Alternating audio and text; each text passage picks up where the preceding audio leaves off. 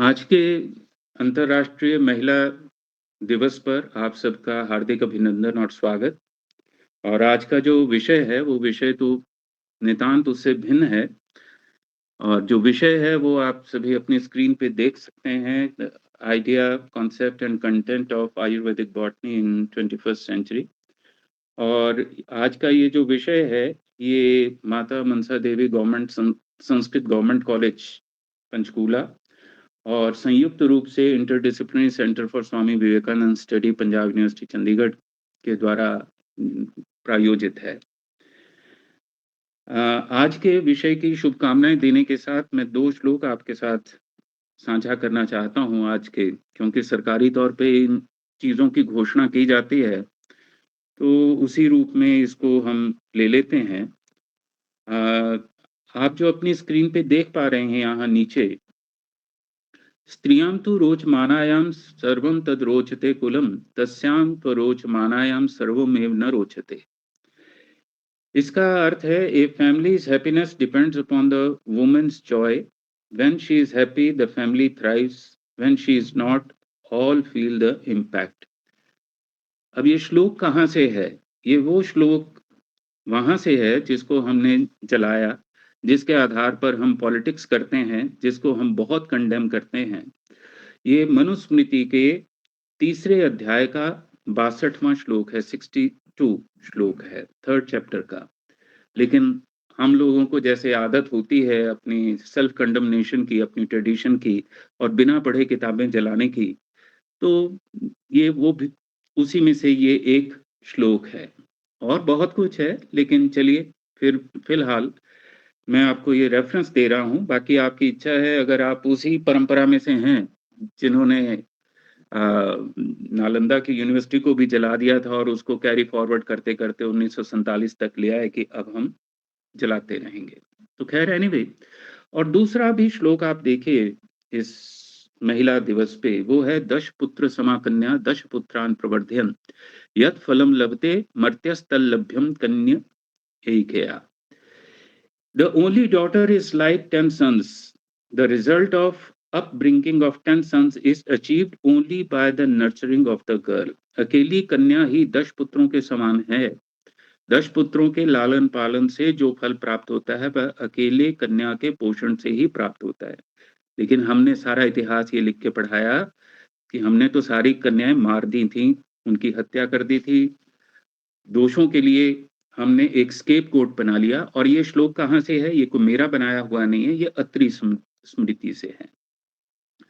तो इन्हीं 2 श्लोकों के साथ आप सभी को महिला दिवस की, अंतर्राष्ट्रीय महिला दिवस की बहुत शुभकामनाएं।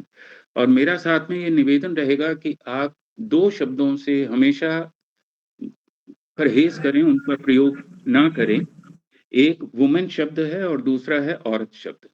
और अगर आप लोगों के पास मोबाइल हैं तो आप उसके ऊपर देख सकते हैं कि उन दोनों शब्दों के अर्थ क्या हैं। इतने निंदित और घृणित अर्थ हैं, मुझे नहीं लगता एक बार जब आप उनके रेफरेंसेस पढ़ लेंगे तो फिर उनको दोबारा कभी हम प्रयोग करेंगे।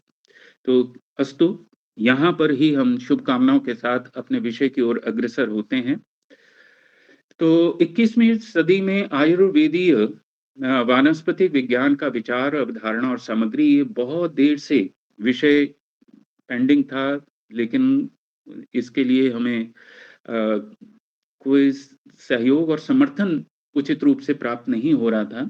और आज हमारे साथ डॉक्टर केजी हिरेमठ जी हमारे साथ जुड़े हैं मुख्य वक्ता के रूप में। उन्होंने ये साहस किया है कि इस विषय के ऊपर उन्होंने एक पूरा कॉन्सेप्ट हमें देने का कॉन्सेप्ट वो हमें प्रदान करेंगे।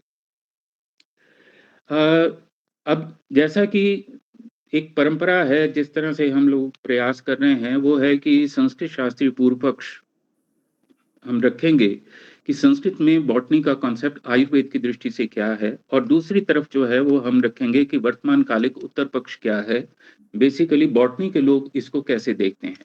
और फिर हम उसके बीच में देखेंगे कि हमारे लिए संवाद की क्या संभावनाएं हैं, कि क्या बॉटनी और आयुर्वेद के लोग आपस में बैठ करके कहीं कोई बात कर सकते हैं, और क्या कोई वो 2 क्रेडिट का कोर्स अपने सिलेबसेस में इंट्रोड्यूस कर सकते हैं या नहीं कर सकते। इस बात को भी हम देखने की कोशिश करेंगे। तो बात हम संवेदनशीलता से शुरू करते हैं, क्योंकि भारतीय परंपरा जो है वो एग्रेरियन सोसाइटी है, तो वहाँ पर इस बात के ऊपर बड़ा बल है। आप जितना साहित्य देखेंगे, वानस्पतिक साहित्य और बाकी सब चीज़ें, तो उसी के आधार पे अपने आप से पहला प्रश्न आप ज़रूर करें, क्योंकि ये मैं अपने स्टूडेंट्स के साथ भी करता था। बॉटनी के जब साइंस के स्टूडेंट्स को भी पढ़ाता था या टीचर से भी बात करता था, तो उनको यही कहता था कि क्या आप पुष्प तोड़ते हैं या चुनते हैं? क्योंकि ये प्रश्न के ऊपर इस प्रश्न की संवेदनशीलता से बहुत गहरा संबंध है, और इसके उत्तर पर आप निर्भर करेगा कि आप एक इंटेलेक्चुअल बॉटनिस्ट हैं या आप एक सेंसिबल बॉटनिस्ट हैं। एनीवे, तो अपनी परंपरा के अनुसार मेरा जो संबंध इस वनस्पति के साथ है, उसको जब मैं देखता हूँ तो वो कहाँ से शुरू होता है, मैं लगभग 5-7 मिनट में आपके साथ एक चर्चा करके उसके बाद मुख्य वक्ता से आपका परिचय कराऊँगा। औषधयः तृप्यन्ताम वनस्पतयः तृप्यन्ताम, ये पंक्ति है उस तर्पण की जो मैं रोज उठ करके सारे ब्रह्मांड के लिए विश करता हूँ, उनके लिए एक भावना के स्तर पर, क्रिया के स्तर पर उनके प्रति अपनी भावना अर्पित करता हूँ। और उस भावना में, उस तर्पण में कोई प्राणी, कोई जड़ जगत, कुछ भी शेष नहीं रहता। ये उसी में से 2 पंक्तियाँ हैं कि औषधियों की तृप्ति हो और वनस्पतियों की भी तृप्ति हो। तो तृप्ति तभी होगी जब वो सारे के सारे जीवित होंगे, उनमें लाइफ एसेंस होगा। और दूसरा जो पंक्ति आप नीचे देख रहे हैं, ये फिर मनुस्मृति की से ली गई है, उसके बिल्कुल फर्स्ट चैप्टर से, और उसके 49 श्लोक है। क्या कहता है? तमसा बहुरूपेण वेष्टिता कर्म हेतुना अंतः संज्ञा भवन्त्येते सुख दुख समन्विता, ये मनुस्मृति कहती है। तो यानी कि मेरे भीतर जो बीज डाला गया इस बॉटनी के एंगल को लेकर के, या बॉटनी के प्रति जो सेंसिटिविटी पैदा की गई, वो किस बात से की गई? These plants possess an inner consciousness, intertwined with joy and sorrow, shrouded by ignorance with diverse forms, and driven by the past actions. इस तरह से जो पुरानी बॉटनी है, पुराने जो वनस्पतिक या वृक्ष आयुर्वेद है, वो इस तरह से डिफाइन करता है। वो पहला स्टेप ये बताता है कि ये प्राणी, ये जो वनस्पति जगत है, ये सारा का सारा जीवित है, जिसको 1901 में जाकर के बोस ने जो है वो प्रूव किया।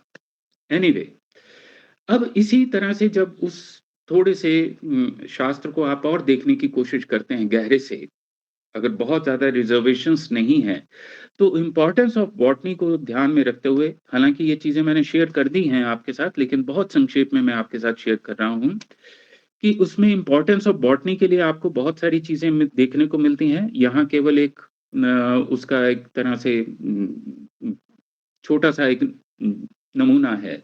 औषधीनां गुणा प्रोक्ताः, क्या कहते हैं? The properties of medicinal plants are described in terms of their taste, quality, potency and post digestive effects. ये चरक संहिता में है।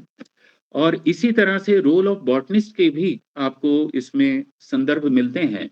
और अगर संभव कभी हो तो बॉटनी के सब्जेक्ट में, कोर्सेज में अगर हम 5-10 नंबर का ये लगा सकें तो बहुत ही अच्छा होगा। तो रोल ऑफ बॉटनिस्ट क्या है? बॉटनिस्ट हु नोज द वृक्ष Ayurveda should examine the properties of plants, यही तो बॉटनिस्ट करता है, to determine their usefulness for the well being of living beings. ये भाव प्रकाश निघंटु में कहा हुआ है। इसी तरह इंपॉर्टेंस ऑफ प्लांट आइडेंटिफिकेशन के ऊपर भी आपको बहुत कुछ देखने और सुनने को मिलता है, और वो सुश्रुत संहिता में देखने को मिलता है। और इसको भी, अगर हम बहुत रिजर्व्ड माइंड वाले लोग नहीं हैं, तो बॉटनी में ये भी एक पक्ष लगाया जा सकता है कि one who studies the names, properties and classification of medicinal plants is considered a knowledgeable person and benefactor of living beings. और इसी तरह से ये जो 4th पॉइंट है, उसमें बॉटनिस्ट रिस्पॉन्सिबिलिटी, वो क्या है? Botanist who knows the properties and defects of plants should examine their usefulness for the well-being of living beings. तो बेसिकली वेल-बीइंग को ध्यान में रख करके आपको इन सारे विषयों का ज्ञान होना चाहिए। और केवल इतना ही नहीं है, आप ये देखिए कि आपको अपनी परंपरा में क्लासिफिकेशन ऑफ प्लांट्स भी मिलता है, लेकिन मुझे लगता है कि बॉटनी के कोर्सेज में, बीएससी वगैरह में तो शायद ये नहीं पढ़ाए जाते। क्यों? क्योंकि ये हमारी परंपरा से है। तो उसको क्योंकि किसी बाहर के लोगों ने उसको समर्थन नहीं दिया, तो हम उसको कैसे पढ़ाएँ जब तक कि बाहर का ठप्पा ना लग जाए। तो वो क्या कहते हैं कि उसमें क्या है, वृक्ष हैं, विट हैं, श्रब्स हैं, तृण है, ग्रासेस, औषधियाँ आदि-आदि, ये सारे आपको डिटेल्स मिलती हैं। उनके स्ट्रक्चर के ऊपर आपको मिलता है कि मूलम त्वग्नि वृक्षस्य मूलम त्वग्नि वृक्षस्य, कि root of the tree is compare to fire, the skin is bark जिसे आप कहते हैं is compare to flesh etc, ये आपको सुश्रुत संहिता में मिलता है। केवल इतना ही नहीं, डिस्क्रिप्शन ऑफ प्लांट्स में आपको डिफरेंट पार्ट्स उसके मिलते हैं, जिसको मॉर्फोलॉजी में अक्सर पढ़ाते हैं, प्लांट मॉर्फोलॉजी में। उसके अलावा प्रॉपर्टीज ऑफ प्लांट्स भी आपको देखने को मिलते हैं। मैं इन सब चीजों को नहीं पढ़ने जा रहा, ये मैं शेयर कर दूंगा आप लोगों के साथ, क्योंकि समय को मैं बचाना चाहता हूँ। क्योंकि औषधि नाम गुणा प्रोक्ता, ये सारी बातें आपको देखने को मिलेंगी। अब थोड़ा-सा अगर हम ये देख लें कि what is common between botany and Ayurveda, ताकि हम मिलकर के इस आईकेएस के अंडर या इस एनईपी के अंडर अगर हम कोई 2 क्रेडिट का कोर्स, जो मैं आप लोगों के साथ शेयर भी करूँगा, उसके ऊपर आपके विचार भी चाहूँगा। तो अगर उसको हम डेवलप करना चाहते हैं, अगर सचमुच हमारी इंटेंशन है, बाकी तो ये है कि भई कौन एक्स्ट्रा मेहनत करे, हमने जो सीखा हुआ है उसी से हमारी नौकरी चल रही है, तो क्या अधिक पढ़ने की ज़रूरत है। तो आप देख सकते हैं बॉटनी जो है वो स्टडी प्लांट्स की स्टडी है, तो आयुर्वेद जो है वो भी अपनी तरह से प्लांट्स की स्टडी करता है। लेकिन उसको हम कह देते हैं कि ये एक बिलीफ सिस्टम है। लेकिन वो बिलीफ सिस्टम भी कैसे डेवलप होता है, वो एक्सपेरिमेंटेशन से, ऑब्जर्वेशन से ही डेवलप होता है। और इस तरह के आप औषधियों को जब देखते हैं, उनके गुण, रस, विपाक, वीर्य और उनके जो अलग-अलग गुण दोष हैं, उन सबको आप देख सकते हैं। मैं उसमें नहीं पढ़ने जा रहा।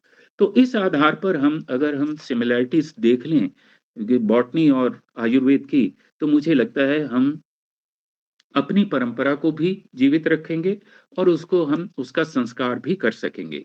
तो कोई आयुर्वेद या ये बॉटनी के विरोध में नहीं है, ना वो उनकी कोई स्पेस लेने की कोई ऐसी इच्छा है, वो केवल ये है कि अगर हम आयुर्वेदिक बॉटनी को अपनी बॉटनी में 5 नंबर का भी स्थान दे दें, तो मुझे लगता है हम बहुत भला कर सकते हैं, बहुत अच्छा काम कर सकते हैं। क्योंकि botany and Ayurveda share a common interest in plants, both fields recognize the importance of plants for human health and wellbeing. चलिए, मैं बाकी छोड़ रहा हूँ क्योंकि ये मैं शेयर करूंगा आप लोगों के साथ। और जाते जाते इंट्रोड्यूस कराने से पहले मुख्य वक्ता को, आपको ये मैं एक तस्वीर दिखा रहा हूँ, फोटोग्राफ। ये मेरा कॉलेज था, और इस कॉलेज में अगर आप यहाँ बीच में देखें तो ये गेट के सामने एक पेड़ था, स्वर्ण कमल, इसको स्वर्ण नाम है इसका। बहुत पुराना पेड़ है, और इस पेड़ के ऊपर मौली बांध करके इसके बीच में कागज लगा हुआ था, जिसके ऊपर ये लिखा रहा काफी देर तक कि इस प्रांगण में आते जाते हुए मुझे स्पर्श करते हुए मुझसे सकारात्मक ऊर्जा लेकर जाएं और बाहरी प्रभाव मेरे पास छोड़ दें। तो इस चीज़ को लगभग 7-8 महीने तक एक्सपेरिमेंट के तौर पे किया गया, और काफ़ी लोगों ने और स्टूडेंट्स ने विशेष रूप से इसको प्रयोग किया कि आते-जाते उसकी जो छाल है, उसकी बार्क है, उसको वो पूरे हाथ से स्पर्श करके जाते थे, और वापसी में जब क्लासेस खत्म होके बाहर निकलते, तो भी वो उसको स्पर्श करते थे। तो ये एक तरह का प्रयोग था कि उस वृक्ष की संवेदनशीलता को हम लोग समझ सकें। तो ये केवल एक रेफरेंस के तौर पे मैं आपको दिखाना चाहता। तो कुल मिलाकर के आप लोगों के साथ मैं यही शेयर करना चाहता था कि इस वेबिनार का जो पर्पस है, जिसको मैंने आप पहले भी स्पष्ट कर दिया है, कि वो यही है, to critically evaluate the fundamental principles and concepts of Ayurvedic botany. Second purpose is to explore the relevance and challenges of Ayurvedic botany in the context of modern medicine and environmental sustainability. And third is to discuss the future directions and potential applications of Ayurvedic botany in healthcare etc. और इसमें से सबसे जो महत्वपूर्ण बात है, मैं यहीं पे अपनी बात को रोकना चाहूंगा इसके बाद, कि यहाँ पर how can Ayurvedic botany be reinterpreted and recontextualised in the light of modern scientific discoveries and technological advancements. तो ये एक बेसिक सवाल है, जिसके ऊपर मेरा आप लोगों से आग्रह है कि इसको ध्यान में रखें, ताकि हम क्या है, आपस में एक दूसरे के करीब आ सकें, एक दूसरे से संवाद कर सकें, जिसकी जिस संस्कृति को हम विकसित करना चाहते हैं। और ये सारी बातें आप लोग सब जानते ही हैं, इनको हम कोशिश करेंगे कि इनको हम ठोस रूप दे सकें, कंक्रीटाइज़ कर सकें कि उसका introduction, definition, scope, Ayurvedic botany का क्या है, उसके हिस्टोरिकल बैकग्राउंड क्या है, फिर उसके फंडामेंटल प्रिंसिपल्स क्या हैं, आयुर्वेदिक बॉटनी का मॉडर्न कॉन्टेक्स्ट क्या है और कंजर्वेशन और सस्टेनेबिलिटी में इसका कैसे हम यूज़ कर सकते हैं, और फिर इसमें जो मॉडर्न रिसर्च मेथोडोलॉजीज़ हैं, इनोवेशंस हैं, उनको हम कैसे ला सकते हैं। यही सारी बातें हम आज डिस्कस करने के लिए यहाँ उपस्थित हुए हैं। और इन सब विषयों के ऊपर हमें गाइडलाइन देने के लिए, हमारा मार्गनिर्देशन करने के लिए और ज्ञान का विस्तार करने के लिए हमारे साथ माननीय प्रोफेसर डॉक्टर काशीनाथैया गुरुलिंगैया हीरेमठ जी हमारे साथ जुड़े हैं। और ये मैं पूरा नाम इसलिए ले रहा हूँ क्योंकि इसमें मुझे खुद को बड़ा आनंद आया, गर्व भी अनुभव अनुभव हुआ, वो इस बात के लिए कि कम से कम डॉक्टर साहब जैसे डॉक्टर साहब और उनकी तरह के जितने भी लोग हैं, उन्होंने अपनी परंपरा में अपने परिवार का नाम अपने साथ जोड़ा हुआ है। और ये जोड़ने के पीछे मुझे लगता है एक बहुत बड़ा दर्शन और रिस्पॉन्सिबिलिटी वो ले लेते हैं कि हम अपनी परंपरा को अपने साथ अपने कंधों पे कैरी फॉरवर्ड करेंगे, उसको रिवाइज भी करते रहेंगे, लेकिन अपनी जड़ों को, अपनी रूट्स को कभी नहीं छोड़ेंगे। तो मैं इस बात के लिए प्रथम सम्मान तो इसी बात के लिए करता हूँ, और साथ ही आपका अभिनंदन करता हूँ कि आपने इस दायित्व को आज स्वीकार किया है, हमें दिशा निर्देश देने के लिए। और doctor Kashinathaiah Gurulingaiah Hiremath ji former head हैं department of botany, Dhempe college of art science, Panaji, Goa, और ऑथर भी हैं। इन्होंने कई पुस्तकें भी लिखी हैं और उसके अलावा आईकेएस की फील्ड में इन्होंने काफ़ी काम किया है, जो कि आप इनकी उपलब्धियों के माध्यम से देख सकते हैं। बहुत संक्षेप में मैं इन उपलब्धियों को बताने जा रहा हूँ ताकि उनको हम समय अधिक दे पाएँ। लगभग 40 वर्षों का उनका पढ़ने-पढ़ाने का अनुभव है, और उसके अतिरिक्त उन्होंने मेजर प्रोजेक्ट्स जो कि funded by department of environment, forest and wild life, government of India, और उसके अतिरिक्त funded by department of science and technology, government of India. इस तरह के उन्होंने बहुत मेजर प्रोजेक्ट्स किए हैं। उनकी जो बुक्स हैं, recent advances in environmental sciences, इसके अलावा वो मेंबर ऑफ एडिटोरियल बोर्ड रहे हैं 4 बुक्स के, जर्नल्स के, journal of ecology and natural resources के एडिटोरियल बोर्ड के मेंबर रहे हैं। इसके अतिरिक्त उन्होंने बहुत सारे पेपर्स पब्लिश किए हैं, एमफिल और पीएचडी उन्होंने गाइड की हैं, रेफरी भी रहे हैं। उसके अतिरिक्त उन्होंने कई बुक्स को कन्नड़ा टू इंग्लिश और मराठी टू कन्नड़ा उन्होंने ट्रांसलेट किए हैं, और इसके अतिरिक्त उन्होंने कई लेक्चर्स डिलीवर किए हैं कीनोट स्पीकर के तौर पे, रिसोर्स पर्सन के तौर पे, नेशनल और इंटरनेशनल सेमिनार्स में। और उसके अतिरिक्त कई प्रेस्टिजियस उनकी अपॉइंटमेंट्स रही हैं, मेंबरशिप्स रही हैं, जैसे कि वो डायरेक्टर सेंट्रल असेसमेंट प्रोग्राम रहे हैं, और उसके अलावा भी उनकी मेंबरशिप्स बहुत सारी चीज़ों में रही हैं। और सब बहुत इंटरेस्टिंग एक मेंबरशिप है कि member of committee appointed by high court of Bombay to identify private forest of South Goa. ये अपने आप में एक बहुत बड़ी उपलब्धि रही है। और इसी तरह से वो और बहुत सारी संस्थाओं के साथ निरंतर जुड़े रहे हैं। और देखिए, समय और कुछ भाग्य की नियति ऐसी थी कि गोवा में बैठ कर के वो हमारे साथ आज जुड़े हैं इधर नॉर्थ इंडिया में। बल्कि नॉर्थ इंडिया शब्द शायद गलत है, नॉर्थ ऑफ इंडिया हमें कहना चाहिए, कि यहाँ आकर के आज उनका हम लेक्चर सुनेंगे, उनसे हम इस विषय में मार्ग निर्देशन लेंगे। ये चीज़ें मैं आपके साथ बाद में साझा करूँगा। ये integrated course content Ayurvedic botany का 2 क्रेडिट का प्रपोज़्ड है, लेकिन इसके हम बाद में बात करेंगे। और मैं उनसे अब निवेदन करूँगा कि वो अपने विषय को हमारे साथ लगभग अगले 35-40 मिनट शेयर करें। इसकी जो डायमेंशन संभव है, इसको हम कैसे अप्रोच करें और कैसे इसको डील करें, कैसे हैंडल करें इस विषय को, वो इसके ऊपर हमारे साथ बात करें। Sir, you are free to speak in English. I understand you have some problem with Hindi speaking, so you are most welcome to speak and share your thoughts in English. No problem. Thank you sir. Hindi पूरे समझ में आती है, लेकिन कुछ उतना fluent नहीं होगा, और कुछ प्रॉब्लम ग्रामेटिकल प्रॉब्लम भी हो सकता है, इसलिए मैं इंग्लिश में बातचीत करूंगा। जी सर आप अपना वीडियो ऑन कर लीजिए।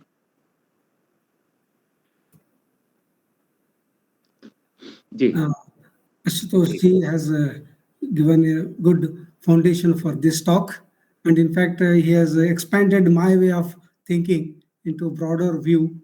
Thank you very much, sir, for having considered me worthwhile to be presenting this particular. Now, botany as such did not exist. The term itself did not exist when our ancestors knew what is it. So initially, the botany was now what we call it as ethnobotany. It was only for survival and better living. Plants were known for their basic survival and better living. As the things progressed, people started studying the morphology, anatomy, physiology, taxonomy, and ecology. It became core botany.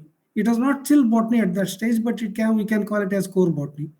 As the things progressed, as the knowledge increased, people started applying the knowledge of core botany to make it applied botany. That is, they studied cytology, genetics, molecular biology, the internal content, agriculture, forestry, medicinal plants, and in situ conservation of plants. So, in situ conservation is conserving the plants in the natural conditions. So that's how it started as a basic survival, then core botany, then applied botany. Next. This is what told by WHO. Health for all cannot be achieved without herbal medicines. Probably I feel it is due to Indian knowledge in botany that they came out with this particular say that without herbal medicine there cannot be health.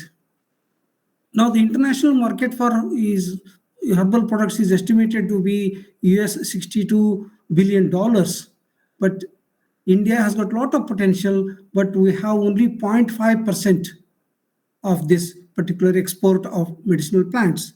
But we have got to be careful in trying to increase this percentage because it will be at the cost of our own biodiversity. Next, sir. Now, the varieties of wheats and barley, millets, pulses have been seen in the archaeological findings. Even medicinal plants have been observed in the archaeological findings. Now, we cannot ascertain whether these were really used or they were just there. But I feel they are not just there. If you have found them in large numbers, that means they must be using this. Strychnus naxwamica, I don't know whether Hindi में कुचाला कहते हैं, तुलसी तो सबको मालूम है, gurcha is we call it as Tinospora cordifolia, dates, grapes, these were all seen in archaeological findings. That means our pre-Vedic period also had knowledge of plants. नट्टमक भी ऐसा दिखा है, आमला भी है, eagle marmalose wood apple also was discovered in the archaeological findings. That means our knowledge of botany, although name was not there, was there during the pre-Vedic and archaeological days. Next. Unrecorded botany. There was a All India coordinated research project on ethnobiology. Basically, ethnobiology was more, although we call it as biology, means both botany and zoology, Prani Shastra, Sashi Shastra, but it was basically concentrating on the plants. So these plants and the human relation has co-evolved. The people used to go to plants, try to see what are the properties. I mean, of course, there are many philosopher teachers here. I'd like to tell something which I feel the difference between Western philosophy, Indian philosophy is Western philosophy was from bottom to up. They were speculative. They were calculative. They tried to understand from the bottom. But for us, Indians, the things were realizations. They came from the top. Probably our ancestors sat with the plants, stared at them, meditated with them, and then found out its properties. I don't think they had any column chromatography or modern things to understand that this particular plant is having medicinal properties. I think it is not just tasting and testing. It must be meditation which must have told them this is useful, this particular purpose. So there are about 550 tribal communities under 227 linguistic groups. So this is what All India Coordinated Research Project on Ethnobiology. Botany was not just for the sake of study. It had religious beliefs. It is connected with the festivals. You must have heard of secret groves. Some part of the area in a village was left untouched. No one used to use anything. Even the fallen sticks were forbidden from taking out there. That means they knew this has to be protected not only for environment but also for the medicinal values and religious beliefs. Next, sir. Vedic period. There are 67 plants and 1028 slokas in various Vedas. They have described the plants. Atharvaveda and Yajurveda describes 293 and 81 medicinally useful plants. So that means even in Vedic period, we knew about plants. Ayurveda is just more than scientific studies. Now, allopathy finds out a particular component or a chemical, say for example turmeric. They found out that there is curcumin in that and try to use it as a medicine. But when you grind turmeric, its contents are more important than just one active component such as curcumin. Botanical name of turmeric is Curcuma longa, so they called it particular chemical as curcumin. If you just extract curcumin and try to test it, it may not give the proper results. It is just holistic healing power of entire turmeric root that is very important. So Ayurveda is holistic. We cannot just extract a particular component and say that this is medicinal value.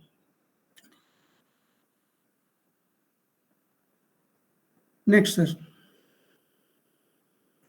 Post-Vedic period, Manusmriti, Kautilya Arthashastra, Ramayana, Mahabharata, all these you must have heard somewhere or the other deal with plants and without naming it as botany. And Puranas also are having Parashara Vriksha Ayurveda. I have been more conversant with Parashara Vriksha Ayurveda. There is one Surapala also. I think I missed it here. He also is there. And Sarangara Paddhati also. Now, post-Vedic period.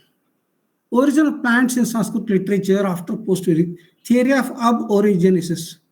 The origin of living things from non-living matter under some special atmospheric conditions. This is one thought in Sanskrit literature. The other thought, the theory of special creation in Bhagavatam enumerates 9 phases in creation.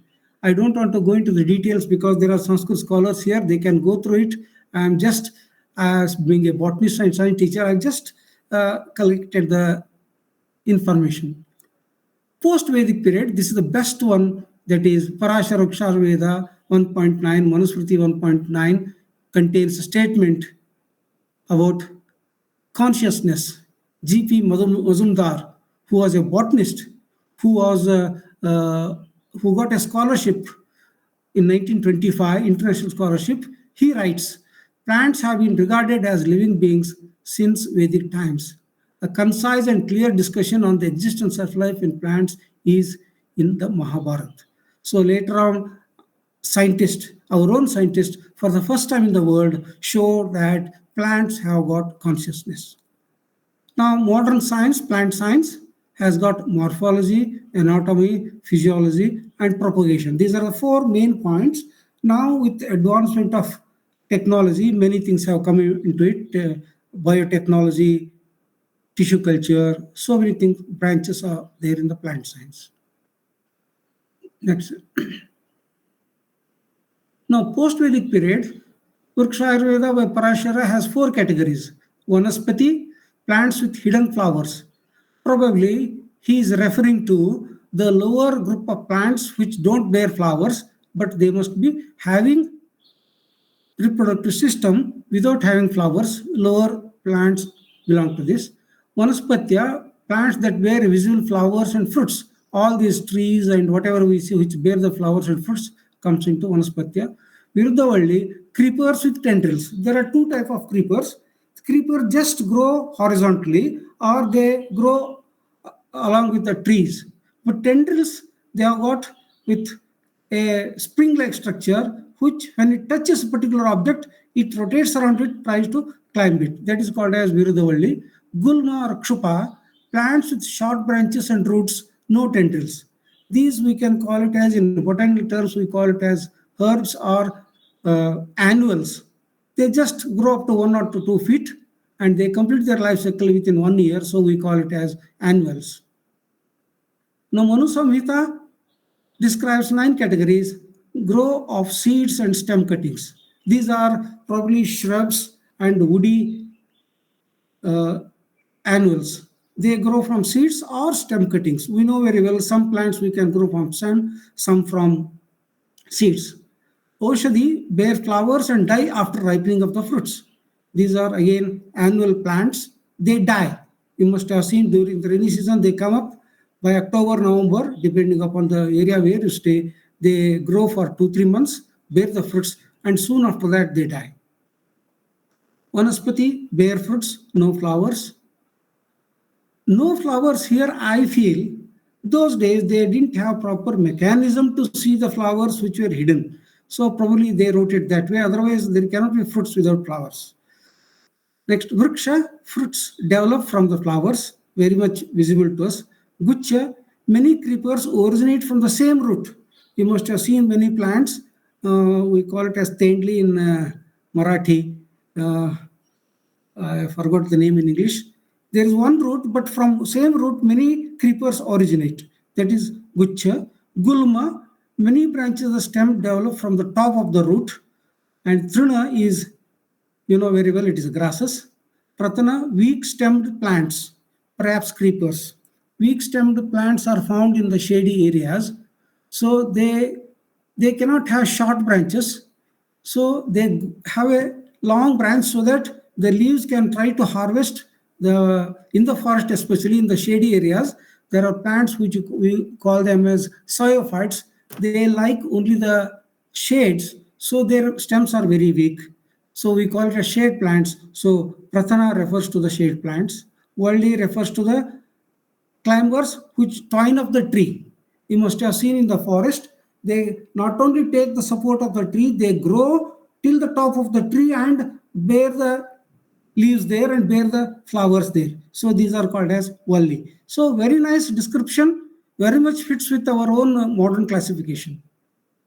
Now, our ancestors knew everything, not only just the plants, even the habitat. Habitat in botanical terms is the place where the plant or an animal naturally survives. But to put it in common term, it is address of an organism. Habitat refers to address of an organism. When I say kangaroo, you will remember Australia. When I say kiwi, you will remember New Zealand. So habitat is nothing but the address of the organism. So when you tell me the name of the botanical name, I can tell you what is the atmospheric condition there. So our ancestor knew this. Jangala Desha, it is more or like desert. Scanty vegetation, limited water, and it is called as Marubhumi. Due to harsh conditions, the elements of the fire and earth prevail. See, this is where our ancestors win over the botanist is. They take into account Pancha Mahabhuta, how these plants are influenced by this. Fire, air, and earth prevail, resulting plants containing very astringent taste, that is kashaya, pungent taste, khatu, and bitter tikta. Their sap means the juice of these plants which are growing in Jangala Desha. They have classified it, not just said that these grow here. Next, Anupadesha, where the water is very, very abundant around the rivers. We call them as wetlands these days in botany or in biological sciences or ecological sciences. We call it as wetlands. Rivers, streams, abundant of water. So there is water and earth. These are the two Pancha Mahabhutas. Bring soothing effect of the water and air. Herbs, creepers, annuals flourish. You don't find trees, except of course the mangrove vegetation. You don't find trees there. We find lot of Herbs, creepers, and annuals flourish, and the sap is sweet or sour, not astringent. See how they must have tested this, tasted this, and recorded it is really wonderful in those days.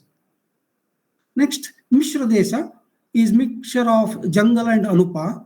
Soil is neither too dry or too wet. This is what is giving us the major crops which we eat every day. This is where soil is neither too dry or wet. We are dependent on the rains or irrigation. Land is very fertile, supports all types of plants, all types. As you can see, it will be a thick forest if it is left to itself, or it can be a agriculture field. That is habitat classification. Next, post-Vedic. Bhikshu Atreya had a student called a Jivaka. He told him to collect, identify, and describe the properties of plants within 38 miles of Takshashila University. Imagine 38 miles those days traveling and identifying and collecting. Jivaka did it for his teacher as a Guru Dakshina. Megasthenes noted well-developed agriculture in India. We tell Indians were not all backward. In fact, when India got independence, our population was only 34 millions. We were starving because of course, let us not go into the details of what the Britishers did for our agriculture. There was a lot of progress from 600 to 1563 CE. Outstanding work is Sarangadhara Paddhati by Sarangadhara. These are post-Vedic period. Next. Now, as Europeans keep on searching for coming to India, we have been taught that they came for masala.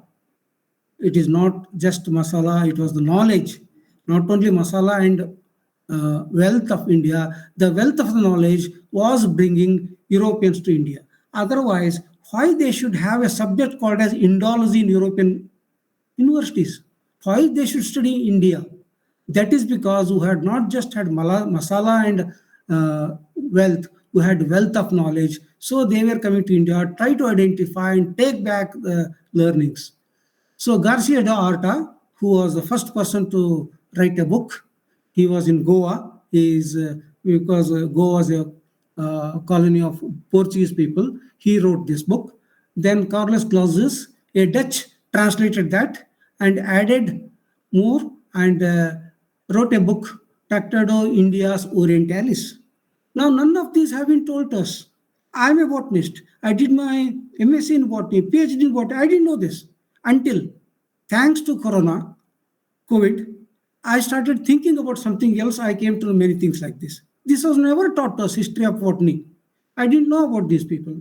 Drakinson, Drakistin, he came to Malabar region. Malabar region is Kerala.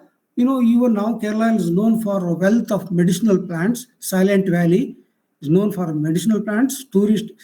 Medical tourism, Ayurvedic medical tourism is a greatest thing happening in Kerala. He wrote Hortus Indicus Malabaricus, a wonderful book, 12 volumes, wonderful book, Europeans. And next is Theodore Cook, Flora of Bombay Residency, which of course I used to refer. J.D. Hooker and Dalton, Flora Presidency of India. So these, second one is 7 volumes, first one is 3 volumes. Who have been using this. Out of these, I didn't know first 3 names. Why this was not told us? Next, the status of various medical systems in India, apart from allopathy, you can make out registered practitioners quite good in number as compared to others, because it is our base. Ayurveda is our base. Even the number of colleges, undergraduate colleges, postgraduate colleges are more. That means people say out of, UNESCO tells out of 46 civilization, only one surviving civilization is Indus Valley civilization. Now I prefer to call it as Saraswati Valley civilization rather than Indus Valley civilization. That's of course my personal view. Undergraduate college. So that means India is the only culture, Sanskrit is the only language, surviving language in the world. Maybe less spoken, but it is surviving. All other ancient languages are no more existing. We have Sanskrit universities, Sanskrit pathshalas. It is never a dead language, as some people call it as it is a dead language. Next. Dravya Guna. The basic principle of Ayurveda is there are rasas, madura, amla, lavana, katu, tikta, kashaya. See, entire plant kingdom falls into these Dravya Gunas, and each the property has been given, and what it contains: prithvi jala, prithvi agni. So we have always holistic in our attitude towards anything in life, not only plants, even the nature, waterfall, water, Ganga Mata we call, Agni Devate we call. We have always honored what nature, Mother Nature has given us. Next. Next slide. Sapta Dhatu. So Ayurveda, they say only plants. No, they knew everything. Plasma, Rasadhatu, Raktadhatu, blood, Mamsadhatu, Vedadhatu is fat, Astidhatu is bone, Majjadhatu is bone marrow. See, imagine they understood bone marrow. And Shukradhatu, reproductive tissues. They knew everything without what we call the modern way of instrumentation. They knew everything. Not only they knew it, each one is supported by particular dosha. See, the first one supported by kapha dosha, second one pitta dosha, kapha dosha. Like that, each one has got relation with dosha, and we have Ayurveda has identified three doshas: vata, pitta, kapha. As far as allopathy is concerned, Pitta and Kapha, they can understand allopathy people. Vata, they cannot understand because it is not perceptible to eyes, but it exists. So this is where Indian system of medicine wins over allopathic. Vata may not be seen, but to have cure for Vata, and now of course they are accepting it, but not scientifically accepting it because we don't have scientific method to prove Vata exists. But now my question is, why we should follow the scientific methods of the Westerners? We have our own way of looking at the things. So I don't approve the things that we have to have Western parameters to confirm our Indian origin science. Next.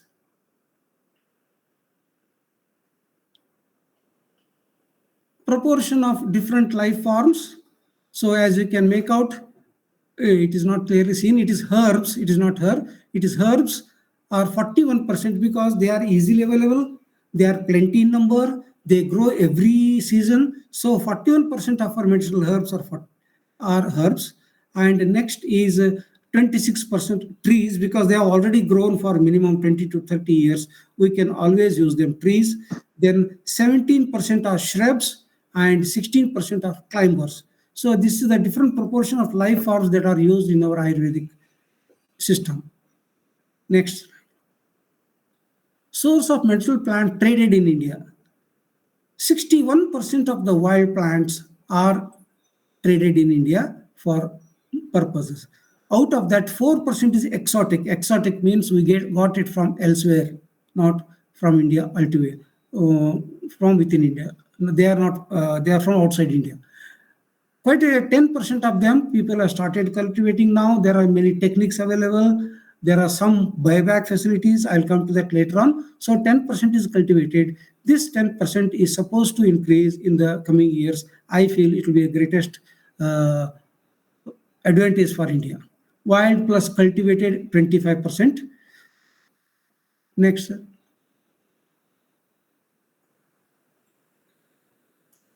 Class-wise representation, ekadala, dvidala, I think these are the terms used in Hindi also. Dicots, monocots. Dicots means ek, dvidala. Monocots mean ekadala. Pteridophyte, gymnosperms. So as you can make out, most of the plants are from dicotyledonous plants. Next. Common plants that are used to treat doshas. Just I have taken as an example. There are many. These are not the only. There are many plants. Cedrus deodora, the other tree. Eagle marvelous is Bilva Patra, which we use for Shiva. Tridilam Trigunakaram Trine Chintratyagam Trijanama Papa Samar Eka Bilvam Samarpayami. We use that. Resinous communis is castor. Santalam album is anti-pitta. Srigandha is for, we put it on as a tilak. So it is anti-pitta. It is not just that it is an indication of a religion of Hinduism. It is anti-pitta, Srigandha. Hemidismus is Anantamula. I don't know what is it called in Hindi. And Vetiver zizinoides is khaskhas. And anti-kapha is ginger. Piper longum is pepper. Cuminum is jeera. We use all these in our daily masalas. So these are not just medicinal. These are everyday use. We use it. Now, part-wise presentation of traded medicinal plants. Roots are the most used as a medicine. The reason, as a botanist, the reason I can tell is these are the first part of the plant where the nutrients from the soil are taken in. From there, the raw materials taken from the soil are stored in root. Later on, they are transported to different parts. Even entire year, mango plant, for example, synthesizes the food material, transports it to the root. And when it is the season for it to flower, the nutrients from the root go to the shoot to form flowers and later on fruits. So root is the main part in most of the traditional medicinal plants. This is one thing, but it is the same time, it is a negative thing in the sense, if you want to harvest it, you have to kill the entire plant, because when you take a root, entire plant is killed. Of course, it depends on which type of plant. It cannot be a tree. It has to be a shrub only. Sometimes we use whole plant. Sometimes we only fruits. 141 seeds, leaves, bark. Here again, I have a doubt about Ayurvedic powders that are available in the market. Bark is found only on the trees. To qualify it as a bark, the tree has to be minimum 20 years old as far as botany is concerned.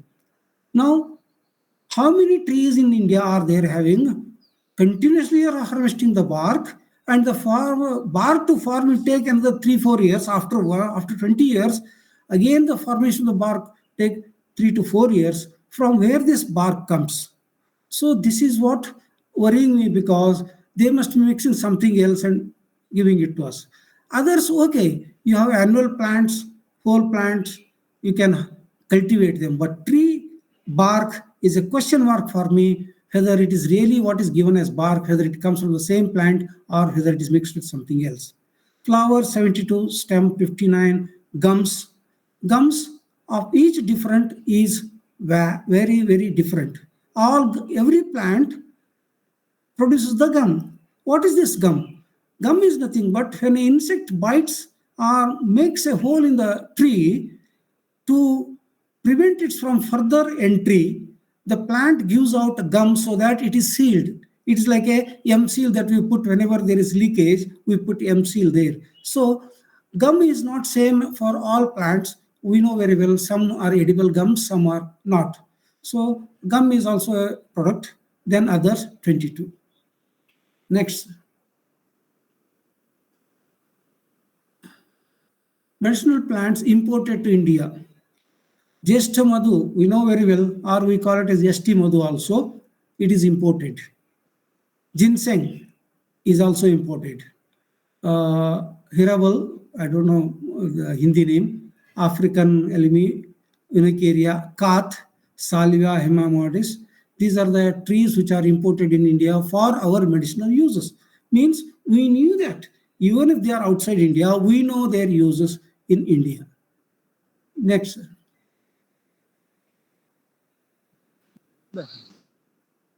Integration of Ayurveda with modern aspects. Is it possible?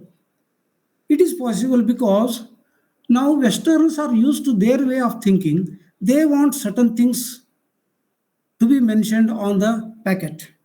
So say for example, for the food packets, what is the amount of preservative used, what is the other chemical used, what is the water content, all that.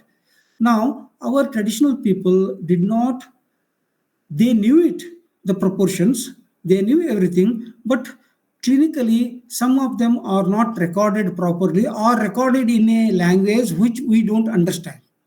So there is a need for clinical trials to avoid possible toxicities and harmful effects.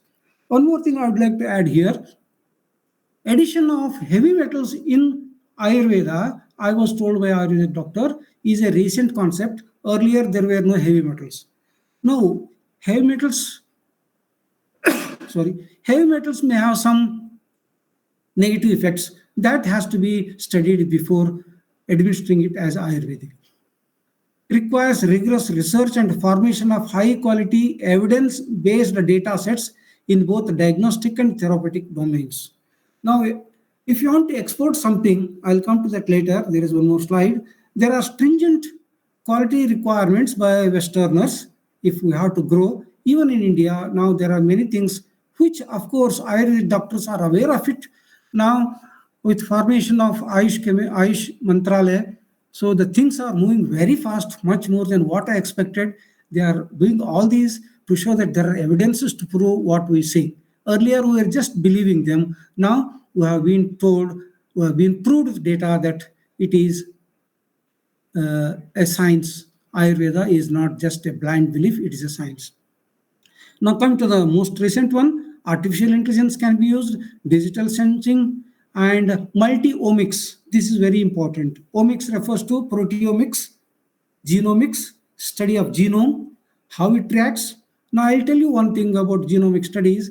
The wheat that we eat has got one set of chromosomes which are not at all wheat. They are from some other relative of the wheat. So, like that, we must know from where these particular chromosomes are there, what is the reason why it is becoming medicinally valuable. So, these are all happening now. I'm very happy. In years to come, I think Ayurveda, just as we are going to be Vishwaguru, we will be Vishwaguru in Ayurveda also. Now, a recent study, more than 35,000 patients were subjected to Ayurvedic treatment. 76% of them showed complete to partial relief. In fact, I'll just give my own example. My wife had some problem. We had MRI scanning of the gut and all, lung, everything we had done. He told there is some constriction somewhere. It is a normal thing that happens with age. That's what allopathy people cannot tell anything and tell your age, something will happen. So I went to Ayurvedic Institute just as AIMS, All India Institute of Medical Sciences. Now Government of India has made All India Institute of Ayurvedic Sciences. I went there. She got cured because of that. What they saw, of course, the report of the MRI scan, but they told you don't bother, we'll cure it. It has cured. I can watch for it with my evidences. Only 9% had reported aggravation. Now, this 9% also, I feel they must not have had any resistance for new things. So they must have, of course, there may be some side effects also, I cannot deny. Now, people talk about whether modern Ayurveda has got modern things. There is one enzyme called as PGM1, phosphoglucomatase. Those who are botany in this, they will understand.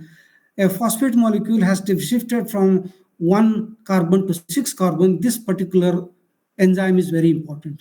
Now they have understood, they have extracted this particular enzyme. It is associated with Pitta Prakriti than Vata and Kapha Prakriti. Means our Ayurveda now has already progressed to tell that we have our own method which can even tell specifically which gene is meant for what particular Prakriti.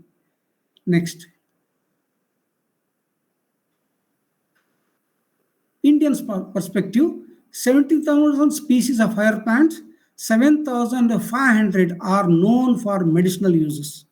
So in fact, I heard a story long back. I don't know whether a student of Sushruta or someone, he told him to bring a plant which has no medicinal value. He came back telling that there is no plant without medicinal value. This is the story that I have been hearing. Now, basically, my point is this body has come from plants. So the solution for this body should also be searched in plants only. So around 500 medicinal plants species used by contemporary Ayurveda. As much 70% of Indian population uses Ayurvedic medicine. Supplies over 80% of the Indian forest export earnings. Around 80% are procured from wild areas, mostly notified as forest lands. Next. India's initiative. So after recognizing the potentiality that India has got, there are national level bodies which have come into existence, state medicinal plant boards. So there was no mechanism, official mechanism to trade or to move these medicinal plants. Now there are state medicinal plant boards. Mass awareness is created. Registering raw drug traders, you have to register them now. It was generally anybody goes to forest, brings everything. Still it is going on, but some things are happening. Simplification of transmit permit, legal procurement certificate for transportation of raw drugs. Now, because of these stringent forest rules, the tribal people who knew the plants, they were unable to transport because of the strict wildlife conservation rules. But there are certain ways of doing it. Permit is given, and also registration of farmers, cultivators, traders. Everything has been done, and research and development studied through various Council of Scientific and Industrial Research Institutes. There is one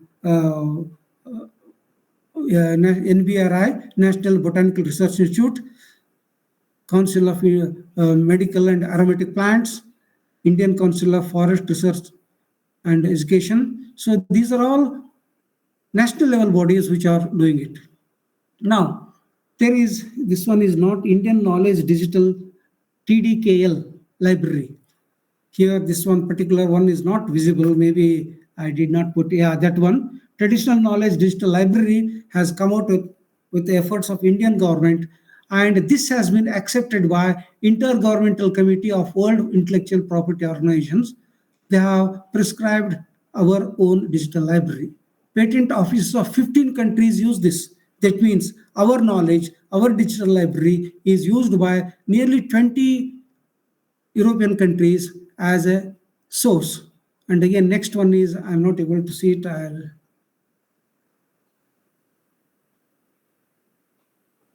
One minute. That black one is TKDL has set international specifications. Our own traditional knowledge has set international specifications and standards for setting of traditional knowledge in different countries. Our own thing is taken as a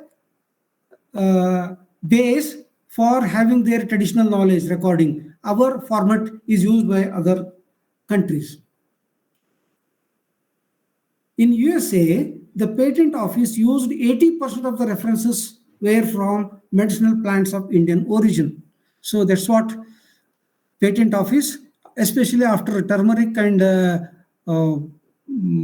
basmati, they try to patent them, thanks to our earlier CSR director, Marshall, who contested them and saw that it cannot be patented.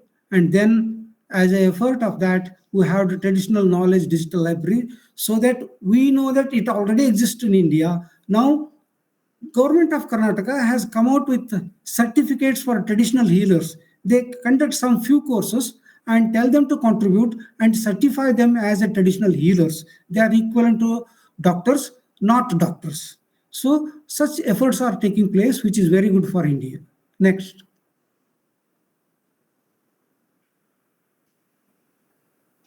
So this also, Traditional Knowledge Task Force was established in 2001.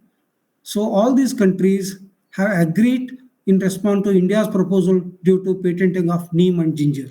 So that was the alarm bell when they tried to patent basmati and other things. So all countries have agreed to Europe, including European Union, to India's proposal. Next. Now, this was a wonderful story which happened nearly 30 years back. The botanist from Kerala, in fact, I can give his number. He'll be able to give a better talk, better than me. He has moved thoroughly in the forest. He was a botanist. He was moving with water bottle and something to eat in the forest because you don't get anything there. And he was keenly observing the guide. The guide was eating something and he was going without water and without food whole day and night. So when he asked him what you are eating, what it, they never told. But after a lot of coercing and telling, they discovered that this particular plant, Trichopas zelanicus, Aragyapacha, is a fruit. When you eat it, you don't get hunger, you don't feel thirsty. So it didn't stop at that. The people there, they told these, it's a 30 Kani tribal communities Kerala, they were given the benefit of this knowledge. So lot of money was given to them because the pharmaceutical company and the government of India intervened, and 10 lakh rupees, 5 lakhs was given to Kani Community Welfare Trust. It will use that money for community development, health and education. The trust has decided to give 50,000 rupees as reward to 3 tribesmen who imparted the secrets of the plant. So all those 3 tribesmen were given 50,000 each. But now the sad story is, as it happens in India, and especially Kerala being a leftist, there is a lot of politics there. Everyone started giving cash. Don't give us facilities, we want cash in hand. Of course, initially few years it went on very well, but now I was told it is again in a problem. This happens wherever people who are not nationalists are involved in such things. Next. Next slide, sir. National Board of Accreditation suggested the following points for consideration to prevent high passing on private hands. Now, I know a particular plant. It should not that a person takes it, makes lots of money and uses it, and I don't get anything. So I remember now, Lata Mangeshkar was the one who told, you pay money only for one song in a film, but HME uses it for and makes lot of money, it should be given to us. So this is what NBA wanted to introduce, known use of bioresources, and patent application should be subject to pre-grant opposition to avoid costly litigation at later stage. Now, whenever you come out with particular plant as a bioresource, there are many people who come into existence and start questioning it. So NBA task force had identified these areas. Before you go for patenting, please go through this rigorous procedure so that you will get sufficient benefit out of it. Next. Challenge for international markets. First thing is farmer. Suppose he wants to grow ashwagandha in large quantities in his farm. First, he has to be convinced. Many of you may be knowing PL 480. When we got subsidized, we were hungry. USA gave us wheat along with the weed called as Congress grass. We didn't bother to do quarantine. So this farmer, that when wheat was trying to introduce, people didn't have faith in it. What sort of wheat which can mature in 3 months? They didn't have it. MS Swaminathan had a lot of trouble in introducing it. So first, a farmer has to be convinced that this will give you profit. Now next is pharmaceutical companies. They have to first go through that particular plant before asking the farmer to cultivate it. They have to do research, extract certain things, do scientific analysis, and see that it can be extracted in commercial quantities. Then comes in India, the greatest problem is bureaucracy. They keep on asking so many questions of the knowledge about which they don't know. They keep on harassing the people, so bureaucracy. After that, it goes to the patent office. Again, so many standard questions will be asked. And some of the standard questions which we call as standard are not Indian standards. They are not Indian standards. Now, being a college teacher, we had one ISO. Our college was ISO certified. The consultant for us came and he was putting on question, customer satisfaction in education system. What sort of question is this? It is for the industry's customer satisfaction. In education, customer satisfaction it varies, it cannot be single. For example, me, I got second class in BSc, I got third class in SSC, BSc I got second class means I was a customer satisfied. I got first class in MSc, I was customer satisfied. I have to force him to remove that particular word, customer satisfaction, in education system. Likewise, many of the patent offices are still harboring the modern Western scientific questions they ask, so it goes very difficult. But for Indian market, you need not, you can, of course, it is easier Indian market because our expectations are less. We don't expect too many specifications. We are not so healthy people. Because we are unhealthy people, we could survive COVID very successfully. That's what I used to tell my students, be dirty and healthy. So Indian market is easy, but international regulations are very strict and they are not uniform. European Union has got certain standards, Japan has got certain standards, USA has got. So each country, to make a drug, make a Ayurvedic preparation for particular nation differently with different expectations is very difficult thing for international market. This is what Ayurvedic people are facing. Next. Can Ayurveda be static principle? Yes, it was told in Sushruta, it was told in Sarangadhara, it was told in Parashara and Surupala. Is it static discipline? No, it cannot be static. First thing, geoclimatic environment. First thing is manifesting of the diseases. Earlier, common cold was curable without any medicine, just langanam paramoshadam. It was enough for us. But now, without medicine, it is not going. So diseases have become more virulent. They have got genetic recombination, genetic mutations have. Geoclimatic environment also has changed. Earlier, where I stay, my native, the temperature was never exceeding 32 degrees centigrade. Now I have 42 degrees centigrade. Human behavior, lifestyle, genetics have changed. Our children are not as strong medically as we are because of the type of the food, lifestyle. So Ayurveda has to face this challenge.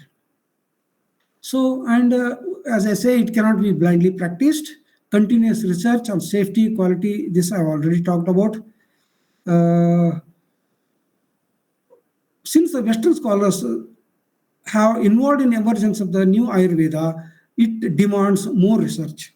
But fortunately, it is all in Germany, Italy, Hungary, Switzerland, United States have institutions where Ayurveda is correctly practiced with the tradition and high professional competence.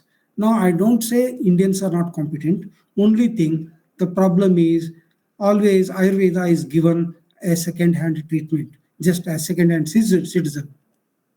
Now, challenges. Abundance and accessibility of wild populations. There may be abundant plants in the nature. Whether it is accessible.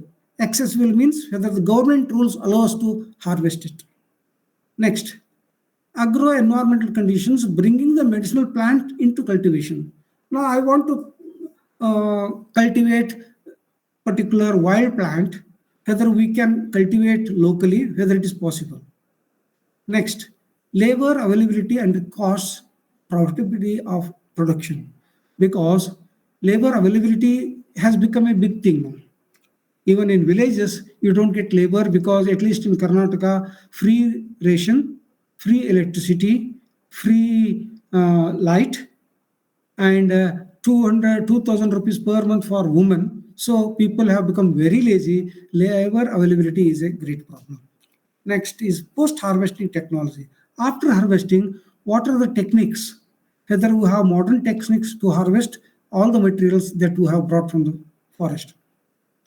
Next, fifth one, investment machinery. We require machinery investment. These are the challenges. Now, lack of genetic definition and seed market in terms of variety and breeding. Now, scientists will not be satisfied with wild plants. They want to bring it, they want to make it disease resistant, they want to make it bigger leaves, bigger fruits, they want to make it.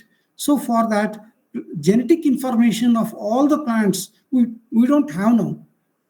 So genetic information, definition of each plant is required, and seed, whether it comes from a seed, whether it comes from a cutting, has to be clearly mentioned, whether it is available in large quantities. Now, seventh one is very important. Most of the medicinal values that we get are from secondary metabolites. secondary metabolites. What are the secondary metabolites? Secondary metabolites are those chemicals which the plant doesn't need for its functioning, for its survival. Then why they produce? Secondary metabolites are produced as a mechanism, as a defense against the predators. Now a latex, milky latex, the plant with milky latex is not eaten by the animals. The bitter taste, the leaves or parts which are bitter are not eaten by the animals. So secondary metabolites are basically defense against diseases and herbivorous animals. Now, this secondary metabolite, I grow, say for example, turmeric in Chandigarh. The same turmeric in UP or somewhere else will not have the same content or same quality of secondary metabolite. This also is a problem in challenge that Ayurvedic people have to face. Now the last one is, if your Ayurvedic product is from perennial, that is the trees, you have to wait for so many years to get the harvest. Next. Something is not working. No, it is working, but it takes time. Okay. Am I very fast, sir? No, it's okay. We have you have just 4 or 5 minutes more for this, so that we open the discussion. Future research on the threatened species. Hence, when we say something is good, our mentality is to use it in large quantities. Threatened species. There are many plants which are on the verge of extinction.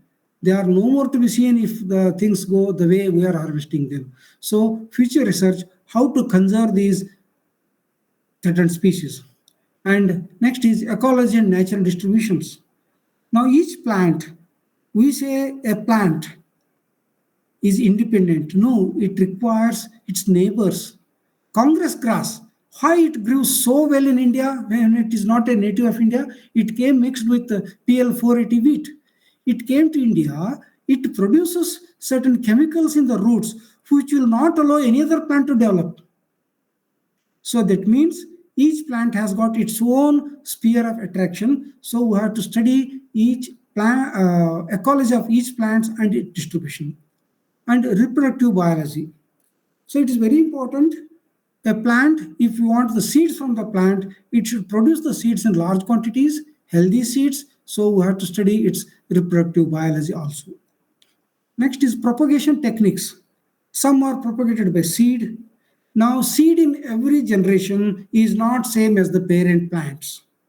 How to have a particular seed, we cannot ensure that the properties of seed are the same as its parents. So, but cuttings, yes, 100% they are same as parents.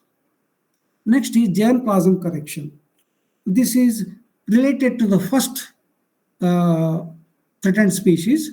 Germplasm collection is collect all the seeds of all the medicinal plants, keep it safe so that in case it is lost from the forest, we can bring it back through our germplasm collection. Now, last one is evaluation of genetic improvement of the yield and quality. So this research is going on in all the CSR labs which are related to plants. They are trying to increase the yield and the quality so that we will be able to have maximum yield per hectare. That's what they are trying. So these are all the areas for future research, which of course is going on. Next. Medicinal plant, what are the steps to conservation? First is in situ conservation. In situ means conserve them in the natural conditions.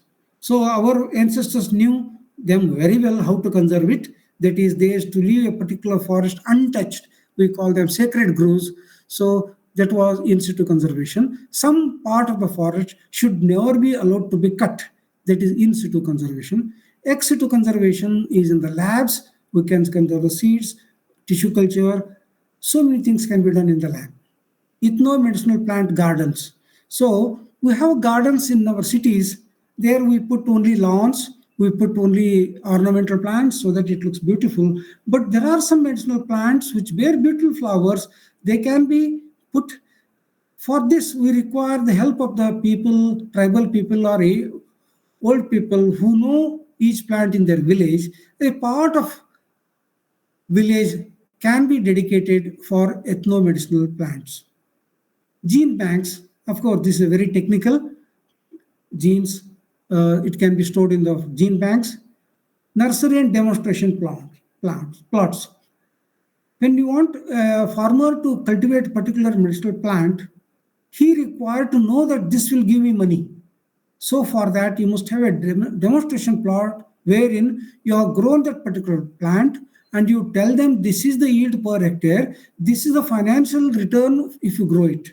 So that is demonstration plots and cultivation or domestication. So if you want to bring into garden, into commercial cultivation, again you have to do domestication. It cannot be just brought and put it in the agriculture field. Involvement of primary stakeholders, that is the persons who know this plant, they are the primary stakeholders, they have to be involved. And harvesting, sustainable harvesting. I planted one bilva in my area. On Shivratri day, everyone used to come and cut the branches and take the leaves. I told them, Ari, you want how many? You don't require thousands of leaves. Even one leaf, eka vilvam savarpapi enough. So like that, sustainable harvesting is required. You must know how much to harvest from that, whether it is a fruit or a leaf, how much to harvest, so that plant will continue to yield the medicinal part of it. And next is community-based enterprise. So communities, if they are involved, now I don't know whether elsewhere in Punjab or other states, in Goa at least, there are village communities which are involved in recording the plants and trying to conserve those plants in their villages. 10th is research. One has to do research. I have already talked about it. Some people have to be trained. Now, the person who knows medicinal plants knows what is medicinal plant. A farmer knows how to grow wheat and other things. But a common man should be taught. A person interested in trying to cultivate, he has to be trained scientifically. Scientific Ayurvedic farming has to be given to them through training.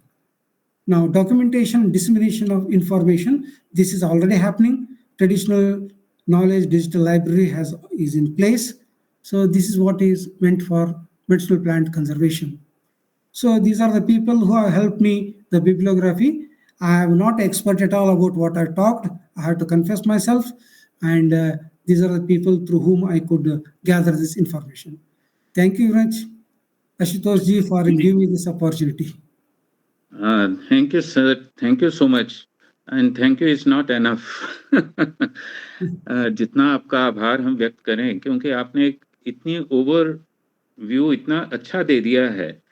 अब इस विषय के बारे में हम कह सकते हैं कि हमें अब कुछ समझ में आई है कि आयुर्वेदिक बॉटनी क्या हो सकती है और उसमें क्या डायमेंशंस हो सकती है, क्या उसमें हम कंटेंट उसमें एड अप कर सकते हैं और कैसे इसको हम इंट्रोड्यूस कर सकते हैं. Now I have that idea now. बहुत ही सुंदर और बहुत ही सारगर्भित आपने बातें हमें बताई हैं, उसके लिए धन्यवाद. और जैसा कि हम लोगों का एक रहता ही है इस प्लेटफॉर्म पे, अब जो है जो जितने भी हमारे प्रतिभागी हैं, पार्टिसिपेंट्स हैं, उनसे मेरा आग्रह है कि अपनी कोई भी टिप्पणी, कोई भी प्रश्न, कोई भी जिज्ञासा जो भी आपकी हो वो आप कर सकते हैं. This house is open for dialogue और संवाद के लिए आप सभी सादर आमंत्रित हैं. और उससे पहले आप संवाद करें, ये इंटीग्रेटेड कोर्स कंटेंट, क्योंकि मेरे बड़ी देर से ही इच्छा थी, कोशिश तो मैं कर रहा था लेकिन कभी सफल नहीं हुआ.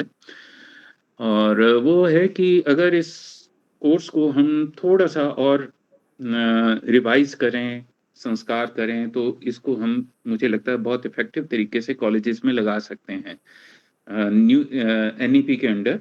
और बॉटनी वालों को कोई दिक्कत नहीं होगी इस सारे कोर्स से, क्योंकि ये 2 क्रेडिट का कोर्स रहेगा. और इसमें इंट्रोडक्शन टू, जो मेन कंटेंट है, introduction to Ayurvedic botany and modern botany, classification of medicinal plants, अगर हम ये इंट्रोड्यूस कर सकें 3rd-4th वीक में, और 5th-6th वीक में आइडेंटिफिकेशन ऑफ मेडिसिनल प्लांट्स, ये एक प्रैक्टिकल ट्रेनिंग हो सकती है बच्चों के लिए। फिर 7th-8th वीक में जाकर के properties and uses of medicinal plants, और फिर उसके क्लिनिकल एप्लीकेशंस एंड रिसर्च के ऊपर हम बात कर सकते हैं, and then followed by assessment and prerequisites, जो भी टारगेट ऑडियंस वगैरह जो भी है। तो ये हम कोर्स इंट्रोड्यूस कर सकते हैं अगर थोड़ा-सा हम सारे मिलके उत्साह दिखाएँ, तो ये एक कंट्रीब्यूशन हो सकती है हम सभी लोगों की। Sir, और just I would like to add a little. Sorry to go ahead, sir. I'll ji, ji. talk afterwards. नहीं, नहीं, ठीक है। तो ये सारी चीज़ें हैं जिसमें हम भाव प्रकाश निघंटु या बाकी जितने भी कुछ ग्रंथ हैं और बॉटनी के कुछ जो पोर्शंस हैं, उनको मिला कर के इस कोर्स को डिज़ाइन किया जा सकता है। ये एक टेंटेटिव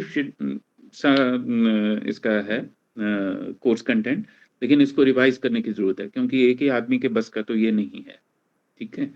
तो इसी के साथ मैं आप सबको सादर आमंत्रित कर रहा हूँ, और ये जो लास्ट स्लाइड आप देख रहे हैं आपकी स्क्रीन पे भी आ जाएगी। जी, ये जो आप देख रहे हैं, आप ये देखिए कि हमारी सेंसिटिविटी का लेवल क्या है। आप इसको कमर्शियली यूज़ करते हैं बॉटनी को, क्योंकि बॉटनी में जहाँ तक मुझे समझ में आता है या साइंसेज़ में जो डेफिनिशंस हैं, वो सारी हैं कि यूटिलिटेरियन हैं। वो उसके स्वरूप को स्पष्ट नहीं करती, वो उसके यूटिलाइज़ कैसे करना है, उसका उपयोग कहाँ करना है, वहाँ पर है। लेकिन यहाँ पे रिलेशनशिप थोड़ा-सा अलग हो जाता है, क्योंकि जब आप इसको देवी-देवताओं के साथ सारे पुष्पों को जोड़ देते हैं, तो एक नेचुरली आपके भीतर एक बॉटनी की सेंस, एक लाइफ सेंस जो है, वो आपके साथ अटैच हो जाती है। तो एनीवे ये केवल जानकारी थी, इस पे फिर कभी बात करेंगे कि जो देवी-देवता हैं, उनके साथ जो जितने भी जुड़े हुए पेड़-पौधे हैं, वनस्पतियाँ हैं, पुष्प हैं, वो क्यों हैं, कैसे हैं और कौन-कौन से किसके साथ हैं, उस पे फिर कभी हम चर्चा करेंगे। लेकिन अभी आप लोगों की टिप्पणियाँ सादर आमंत्रित हैं, आपके प्रश्न सादर आमंत्रित हैं, जो भी आप प्रश्न रखना चाहें। Sir, I'd like to tell something. This हाँ, please. PowerPoint is not my original. It can be shared with anybody and everybody. It's not a great okay. thing, but it can freely share it without my name. No problem.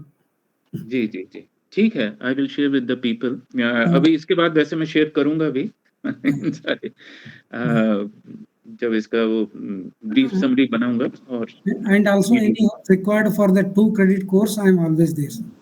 Okay, चलिए मैं कोशिश करूँगा कि जो मेरी जानकारी में लोग हैं, उनके साथ मैं इस बारे में बात कर सकूँ। जी, विपिन चौधरी जी, प्लीज़ जी, introduce yourself and make your comments. जी, जी, आप सभी को मेरा सादर नमस्कार, जो इससे जिज्ञासु जुड़े हैं और जो विद्वान आप लोग हैं उन्हीं को। आचार्य जी, मैं पूछना चाह रहा था कि जैसे हमारे जो काशीनाथ जी हैं आदरणीय, उन्होंने बताया कि केरला सरकार हीलिंग का कोई कोर्स करा रही है, जो डॉक्टर तो नहीं, डॉक्टर के समतुल्य है। तो कोई इस तरह से आप आयुर्वेद बॉटनी पे या कोई आयुर्वेद पे कोई इस तरह का हो, उसके लिए प्रयास हो, तो बहुत लोग करने के इच्छुक हैं, खुद मैं भी इच्छुक हूँ। तो उसके लिए आप प्रयास कीजिए, या जो सीखने को मिले आयुर्वेद से, वो सीखने को मिलेगा तो बहुत उसके लिए लाभ रहेगा, समाज के लिए और देश के लिए। जी, ये अच्छा सुंदर सुझाव है और कोशिश करेंगे इसको। मैं अकेला तो मैं नहीं जानता, मैं तो इतना ही कर सकता हूँ। बाकी मैं कोशिश करूँगा कि यहाँ जो आयुर्वेदिक कॉलेज है, उनके प्रिंसिपल से इस बारे में बात की जाए, अगर वो लोग कुछ ऐसा इंट्रोड्यूस कर सकें अपने टाइम में, तो मैं कोशिश करूँगा। जी, डॉक्टर विवेक गर्ग जी, जी, धन्यवाद। प्लीज़ अपने को इंट्रोड्यूस कर दीजिए साथ-साथ, ताकि थोड़ा-सा हमें पता रहे। विवेक जी? जी, हाँ सर, नमस्कार। जी, हेलो। नमस्कार। जी। जी, मैं उज्जैन मध्य प्रदेश से बोल रहा था। हेलो। Hello. जी, जी, जी, प्लीज़ कैरी ऑन। हाँ। हाँ सर, ये जो कोर्स है, ये कोर्स किसी यूनिवर्सिटी से हो रहा है, क्योंकि मैं अभी बीच में ज्वाइन कर रहा था। मैं बहुत बहुत उत्सुक था इसको सीखने के लिए। तो इसको किस ढंग से किया जा सकता है? नहीं, ये हेलो। तो अभी प्रपोज़्ड है। ये सारा तो प्रपोज़्ड है। ये ऐसा मैं मेरे से जितना बन पाया वो मैंने कर लिया। और डॉक्टर साहब से फिर इस बारे में हमने बात की है, लेकिन कोशिश करेंगे कि इसको हम बॉटनी के लोगों के थ्रू, कॉलेजेस के थ्रू, यूनिवर्सिटीज को भेजें, और जो आयुर्वेदिक कॉलेज सर है यहाँ। इसमें दो हो सकता है सर, इसमें 3 जी मेथड मैं आपको बता सकता हूँ। जी जी, हेलो प्लीज। प्लीज। सर, एक तो मैं जिस यूनिवर्सिटी से पढ़ा हूँ, अभी मैंने आचार्य संस्कृत किया था 4 साल पहले, वो है पाणिनि संस्कृत एवं वैदिक विश्वविद्यालय। उस तरीके जी से यहाँ पे पूरे देश में 18 संस्कृत यूनिवर्सिटीज हैं, जी। और वो डीम यूनिवर्सिटीज होती हैं, वो अपना कोई सा भी कोर्स शुरू कर सकती हैं। ओके। तो जी उनके पास जाके हम इंट्रोड्यूस करा सकते हैं, क्योंकि ये उनके हाथ में है। जैसे सेंट्रल संस्कृत यूनिवर्सिटी है, वो जिस कोर्स को एफिलिएशन देना चाहे वो दे सकती है, मैं कोशिश करूंगा, अगर और ये। उसके साथ एफिलिएशन जो चाहिए आपको, वो Indian council of alternative medicine का जो है, और तीसरा जी एक जो सरिता विहार दिल्ली में है, अखिल जी भारतीय आयुर्वेदिक शोध संस्थान। जी जी। इन 3 से अगर आपको एफिलिएशन मिल गया, तो आपको एमसीआई की जरूरत नहीं है, कि मेडिकल काउंसिल ऑफ इंडिया या इंडियन मेडिकल एसोसिएशन, उससे अप्रूवल की जरूरत नहीं होगी। पहली बात, ओके, दैट्स वंडरफुल। ये बड़ी क्योंकि उत्साहवर्धक यहाँ पे आपने सबसे बात। बड़ी बात है कि यहाँ पे सबसे बड़ी बात है मान्यता की, भारत जी में। जी जी। हम्म।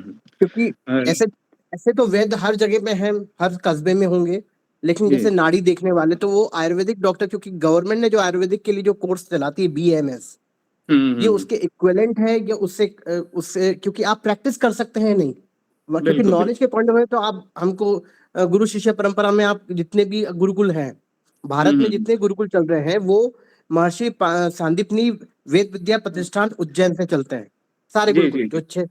6 साल के हम्म। बच्चों से आपको एफिलिएशन लेना है, वहां से मैं मिनिस्ट्री समझ ऑफ गया। एजुकेशन से ले जी जी सकते हैं। जी जी, मैं दूसरी बात कोशिश कर। सर इसमें दूसरी बात जी इसमें यह है कि भारत सरकार ने एक नया कोर्स इंट्रोड्यूस किया है, जो आप KG 1 से लेके PhD लेवल तक, और उसके बाद भी आप, जैसे सोशल साइंस है, मैथ्स है, इंग्लिश है, ऐसी हम्म भारतीय ज्ञान परंपरा एक नया कोर्स इंट्रोड्यूस हुआ है, जो हर यूनिवर्सिटी में हो चुका है।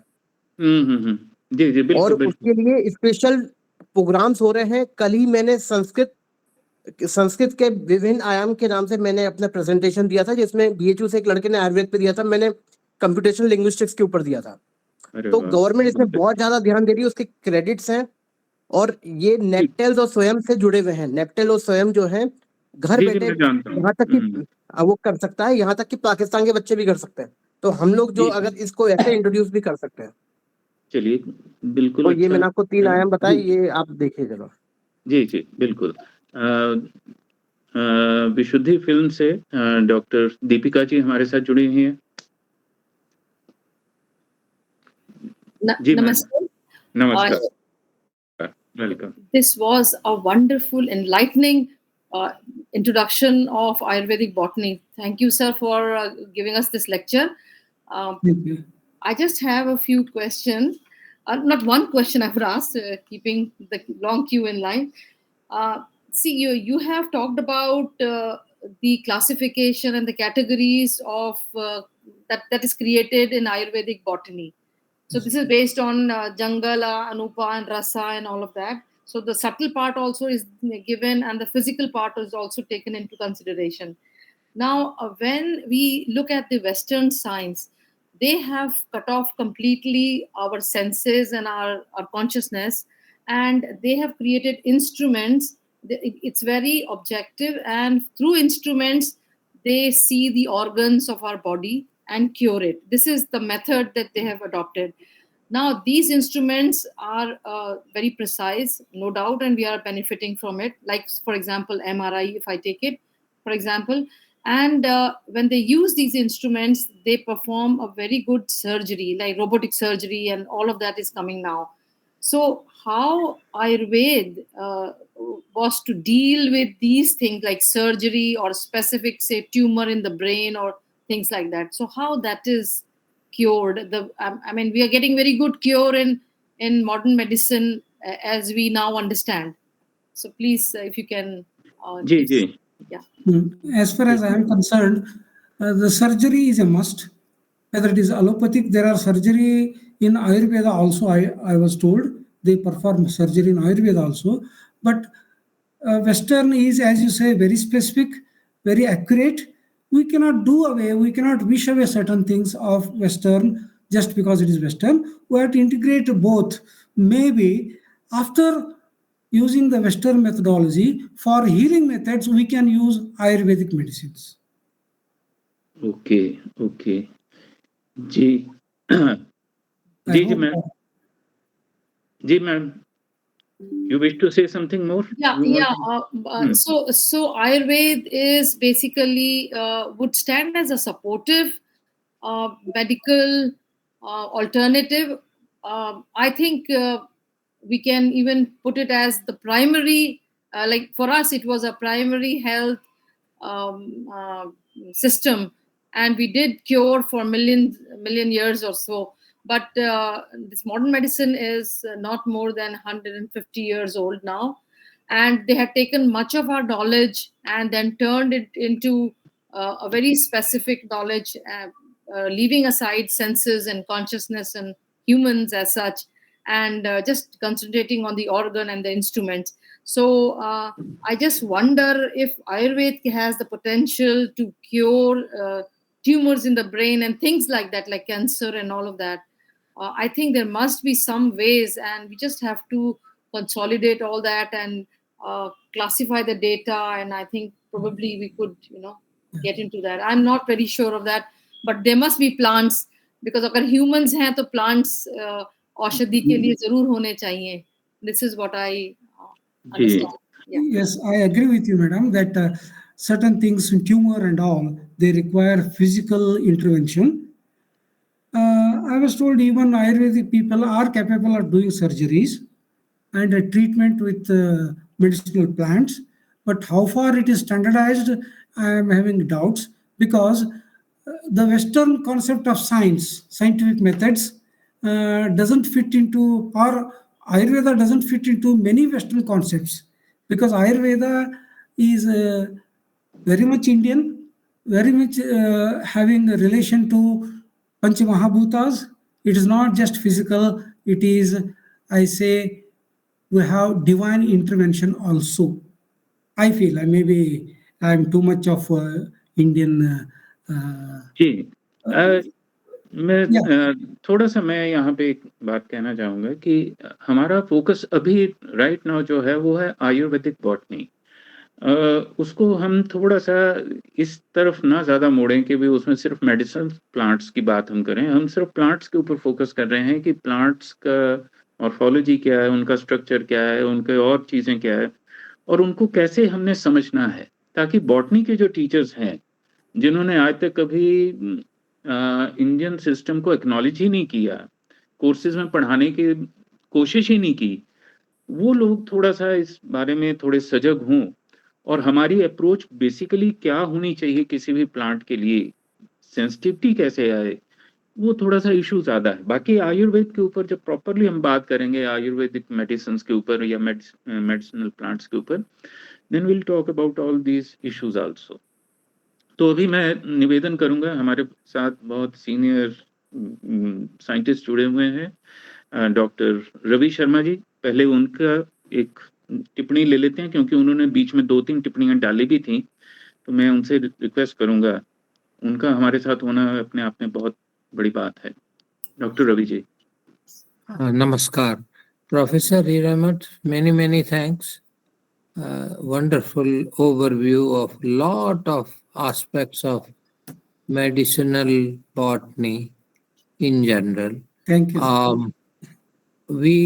I want to share with you one experiment we did about 5 to 7 years ago called mantrotherapy, Vedic mantrotherapy.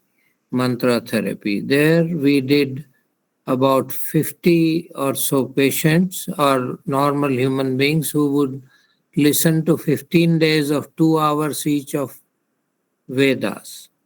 Vedic mantras were spoken to these people.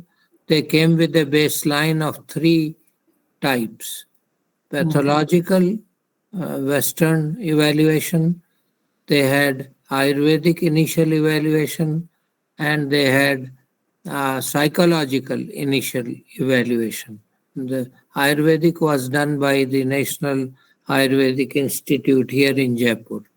The experiment was done by Professor Dayanand Bhargava, and I also contributed a lot along with my brother, Dr. Subodh Sharma, to those investigations.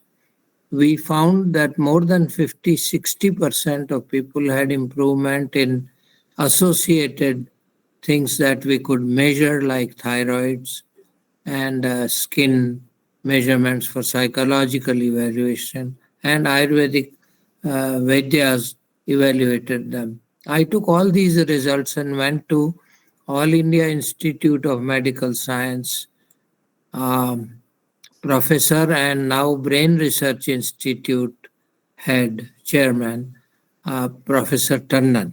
I'm making it very short, long comment, but essentially Dr. Tandon said that the Italian-Indian experiment of Vedic Pandits speaking mantras and increasing their brain lobes was relevant as subjects were speaking. But listeners had so much improvement. This was the first such experiment. So although I am speaking off the subject, but there is element of medicine and psychology or mind coupled to the body. And last month I met at Central Sanskrit University, Jaipur, a gentleman who lives in USA now, Indian gentleman, who said he had a sclerosis of the brain. Brain tissues were fissured. And he went through these techniques of contemplation, etc., and got himself improved. I have his contact details if anybody wants. These are little off topics. One more person who did research as an institution and introduced a lot of new medical techniques related to Vat, Pitta, Kapha was Maharshi Mahesh Yogi and his disciples. I will stop because it is little not relevant to the main talk, but the main talk is great and it brings to focus the fact that we are not likely to lose at least whatever we have captured so far. And I hope that we preserve that in terms of seeds, genetic knowledge, and other areas so that the mutations or hybridization do not disturb the original properties of the medicinal plants. Thank you so much. Thank you, sir. Thank you so much for your comment. Thank you, Sharmaji. Thank you very much. In continuation of what he has told, James Hadgell has come out with a word called a Sanskrit effect. A neuroscientist from USA has worked with Vedas. He made his two group of people, as Sharmaji told, who were reciting Vedas. I think one of the Vedas. Others were he found out that the cognitive power of those people who recited Vedas was increasing as compared to the one who were not. So that means even mantras also have worked. Okay. Ji, Dr. Subhash Jadoo ji, then followed by Dr. Devdutt ji. Subhash ji.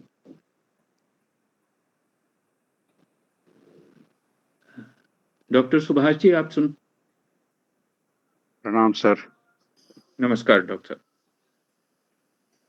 Ashutosh ji, as usual I am thankful to you for giving me the opportunity to speak, and I am indebted to Professor Kashinath for giving such an extensive deliberations on botany and Ayurveda.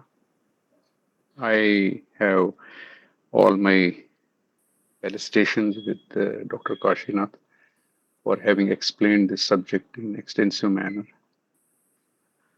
I don't have any question. Thank you, sir. Thank you very much. I don't have any question, but since I am on these sessions frequently, and some time back we spoke on a related issue, and in that we slightly gave an emphasis that if Ayurveda has to grow in our country, which is our hereditary for past 5,000 years or more, because certain seals in Saraswati Valley, where we have availability of plant produce also on those Saraswati seeds, which are available and still to be deciphered. We have had an association of 10,000 or more years with plant life, and we have survived these 10,000 years. And you have well explained that the modern medicine is just 100, 150 years old. There is no question that it can be replaced. Only we lack in is that we don't have transcended with a systematic knowledge in comparison to the modern science. Recent events in the Supreme Court of India, I just want to say for repetition, have really given us a setback where our Ayurvedic knowledge is being challenged by IMA. And this kind of a threat to the growing science of Ayurveda is to be seen into. And I have a request to Professor Kashinathji, please look into once what the Supreme Court is handling vis-a-vis the Ayurvedic knowledge which is being given to us at present. Because if Supreme Court of India starts hurdling over small support and effects of Ayurvedic knowledge, where are we leading the whole gamut? Thank you very much for the time. That's very important issue, sir. Really, really very important issue. And in fact, we should challenge IMA's credibility to challenge Ayurveda, because IMA doesn't do any research. It is a Indian Medical Association of the Doctors. How Supreme Court is listening to an institute which doesn't have any scientific laboratory to test Ayurvedic things? Ji. Yes. Ji. Dr. Devdutt ji, and then followed by Professor Sanjay Sharma ji, if he is listening to me. Ji, Devdutt ji. Good afternoon. Akhilesh ji, Dr. Akhilesh Chandra ji. I could not hear properly because I am engaged somewhere else. But still, as far as I understand the talk, it's very excellent.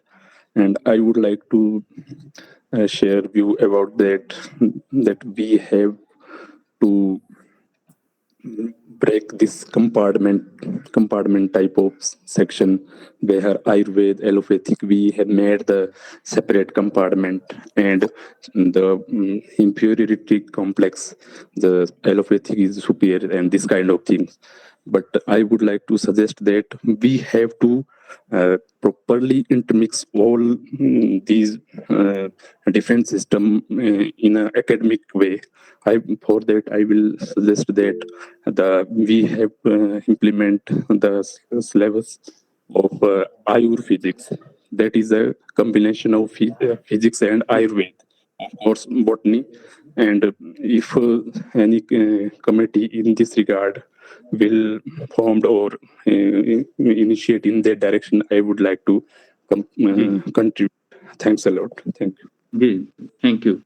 Professor Sanjay Sharma ji, अगर आप कुछ कहना चाहें, और भी जो लोग अपने को बात रखना चाहें, प्रोफेसर मनमोहन शर्मा जी हमारे साथ हैं, doctor Manmohan Sharma ji and doctor Akhilesh Chandra ji. आदरणीय जी जी, मैं बोल सकता हूं जी? जी जी सर, बिल्कुल. मैं सबसे पहले तो मैं आदरणीय वक्ता को बहुत आभार व्यक्त करता हूं कि उन्होंने एक ऐसे विषय पे प्रकाश डाला जो अब तक काफी दबा हुआ था. दूसरी बात यह है कि जो वनस्पति शास्त्र है उसमें एग्रीकल्चर के जो वैज्ञानिक रहे हैं उन्होंने जो है जब सन 65 में खाने के अनाज की बहुत दिक्कत थी, जबकि 30-40 करोड़ ही आबादी थी, तब से उन्होंने प्रयास करना शुरू किया और आज 1 अरब 40 करोड़ लोगों को भी वो भोजन दे पा रहे हैं और सरप्लस में भी हो जाता है. वो उनकी अथक परिश्रम के कारण ही संपन्न हुआ. लेकिन मुझे ऐसा लगता है कि सरकारों ने भी आयुर्वेदिक औषधि के उन्नयन के लिए कोई प्रयास नहीं किए, जिसका परिणाम आज ये है कि हम लोग अभी भी एलोपैथी के ऊपर ही निर्भर हैं. और आज का ये प्रयास बहुत सुंदर है. आगे चलकर अगर इसमें ये हो पाता है तो बहुत ही अच्छा होगा. मेरी बड़ी शुभकामनाएं हैं. बहुत बहुत धन्यवाद. और ईश्वर करे ये आयुर्वेदिक औषधि फिर से हो क्योंकि लगभग 200 साल पहले तक तो हम लोग आयुर्वेदिक औषधि पे ही जीते थे। धन्यवाद। Dr. Renuka ji and then Dr. Rahul Khate ji. He has made some comments. Rahul ji ने पहले रेणुका ध्यानी जी जी Sir, just a minute. Sir, though I come from a literary background, but the talk today began with a reference to an essay by Jagdish Chandra Bose, which fortunately I have taught also and read also in English literature. So it was an essay in our literary book also. So my question, or rather my concern, is about the traditional knowledge that the tribes are sharing. So, is that not going to lead to some sort of exploitation, both of the people, as the speaker today had referred to the the financial aid they are being given? Moreover, is it not going to lead to the exploitation of the vegetation itself? Like if the companies come to know about the traditional knowledge, are they not going to cull out the whole of it? So though he had referred to the sustainability that should be there in this knowledge, but I'm more concerned because if the traditional knowledge comes out, then it is at risk also. So what does our speaker have to say about it? Yes, a very madam. brief response, sir. Thank you very much, madam. I have already mentioned it. It has already started. If not that if companies exploit, already they are exploiting. But governments have to think over it. People have to think over it. It is a very complicated problem. जी जी जी doctor Ravi ji and then Rahul ji and then Indu Sharma ji जी sir Mine is a brief observation because I do see a lot of ashwagandha, turmeric, and other roots being used by Western medicine companies over the counter, all over in stores like Walmart, Target, etc. And these are thousands of stores across US. I see lot of Ayurvedic formulations coming in the name of Western medicines for bones, for gut, and for other health. Any comments on this from Professor Hiremath? Sir, Westerners are very good in digesting what is Indian. They have yoga, they call it as yoga, they don't call it as yoga, they told health clubs, breathing clubs, give some name, digest our culture. This is what is happening there. Okay जी सुभाष जी आप दोबारा कुछ कहना चाहते हैं उसके बाद doctor Manmohan जी जी नमस्कार जी नमस्कार मैं बहुत लेट जुड़ पाया प्रोग्राम के साथ आयुर्वेद में एक सबसे बड़ी प्रॉब्लम जो मैं समझ रहा हूँ वो ये है कि बीएमएस में जो एडमिशन हो रहा है सारे देश में 1972 के बाद वो साइंस बैकग्राउंड के बच्चों का ही हो रहा है जिनके पास +2 में साइंस होती है उन बच्चों को संस्कृत की तो बात क्या उन्हें हिंदी भी नहीं आती और फिर क्या करते हैं मेरा लड़का संस्कृत पढ़ाता है आयुर्वेदिक कॉलेज में सप्ताह में 3 पीरियड लगते हैं केवल संस्कृत पढ़ाने के लिए ये सफिशिएंट नहीं है और जब तक 70-72 तक जो है बीएमएस की आधी सीटें संस्कृत वालों से भरी जाती थी और आधी सीटें साइंस वालों से भरी जाती थी अब ये जो स्थिति है पिछले 50-52 साल से उससे क्या होगा आयुर्वेद का ये सोचनीय विषय है अब कुछ संस्कृत के जो इंस्टीट्यूशन हैं उन्होंने ऐसा शुरू किया है कुछ स्थानों पर कि संस्कृत वाले बच्चों को भी बीएमएस में एडमिशन दें जब तक संस्कृत का आधार नहीं तैयार किया जाएगा बीएमएस के लिए तब तक आयुर्वेद की जो प्रगति है वो नहीं हो पाएगी ऐसा मेरा मानना है जी धन्यवाद जी Subhash ji and then followed by Rahul Khate ji and then doctor Sir, I have to make a point which is relevant to the discussion. We had several speakers who applauded the kind of growth in agricultural production in India past that drought, PL 480 episode. And then they agree that we are able to take care of the population, which has grown almost 4 times. And we have surpluses, which we share with some countries which are in our neighborhood. Even that goes up to the deep these Gulf countries. Question is not that the things will be exploited. Question is that if we have surplus food grain, we can have surplus plant species also. Question is not that that will be exploited from tribals. Question is that if there is adequate system in order with the government, we cannot cut a forest tree if it is by mistake grown in your lawn. But with the great efforts of Sadhguru Jagi Vasudev, we have now 6 forest species which have been allowed to be grown in social forestry and which are grown by farmers on their own land, and they can cut at any point of time. So there is nothing called exploitation. Exploitation happens when the society has mean mentality. If our government starts with its bureaucratic setup, which is corrupt, then exploitation will continue. And today we are having exploitation in forest areas. What we see on the map that we have India with 33% of forest cover, there is not 33% of forest cover at all. The forest lands have just gone treeless. But okay, from the forest point of view, in the record, the barbed wire is in that area already existing. This is called forest area. So there is nothing called exploitation unless and until in Bharat we put systems across in a systematic manner. No plant species will get exploited unless there are guards kept on, and we have not to worry about it. We can do the plantation of aromatic plants, herbal plants to an extensive area, and already Professor has explained that every plant has its habitat. So the plants which I can grow in Himalayas cannot be grown at the coastal areas. So what I have to do is that the herbal plants, the aromatic plants, the medicinal plants, which are growing in their zone of growth naturally, need to be protected, because we have protected forest areas. To an extent, we are able to protect forests. Why cannot we do it if we have a determination as a country to do it? I have 18 agroclimatic regions in the country, 18, not one. So all 18 can be given a class that this is your responsibility, this is your responsibility, this is part of responsibility for North in India, this is responsible for South in India. There is no limit to it. There is no kind of exploitation if we really want to use resources. Thank you very much for the time. Okay. Dr. Rahul Khate ji, and then Rekha ji. Indu, sorry madam. नमस्कार sir. नमस्कार जी। बहुत ही उपयुक्त विषय पर आपने कार्यक्रम आज का आयोजित किया है, उसके लिए सबसे पहले आपको बधाई और हम आपका आभार भी व्यक्त करते हैं। और वनस्पतियों का जो अध्ययन का आज का कार्यक्रम है, इसकी बहुत ही जैसा कि किसी ने बताया भी, भारतीय ज्ञान परंपरा में इसका बहुत महत्व है। आपने देखा होगा कि हमारी सभी प्रकार की पूजा विधि आदि में हम किसी न किसी प्रकार का फूल चढ़ाते हैं।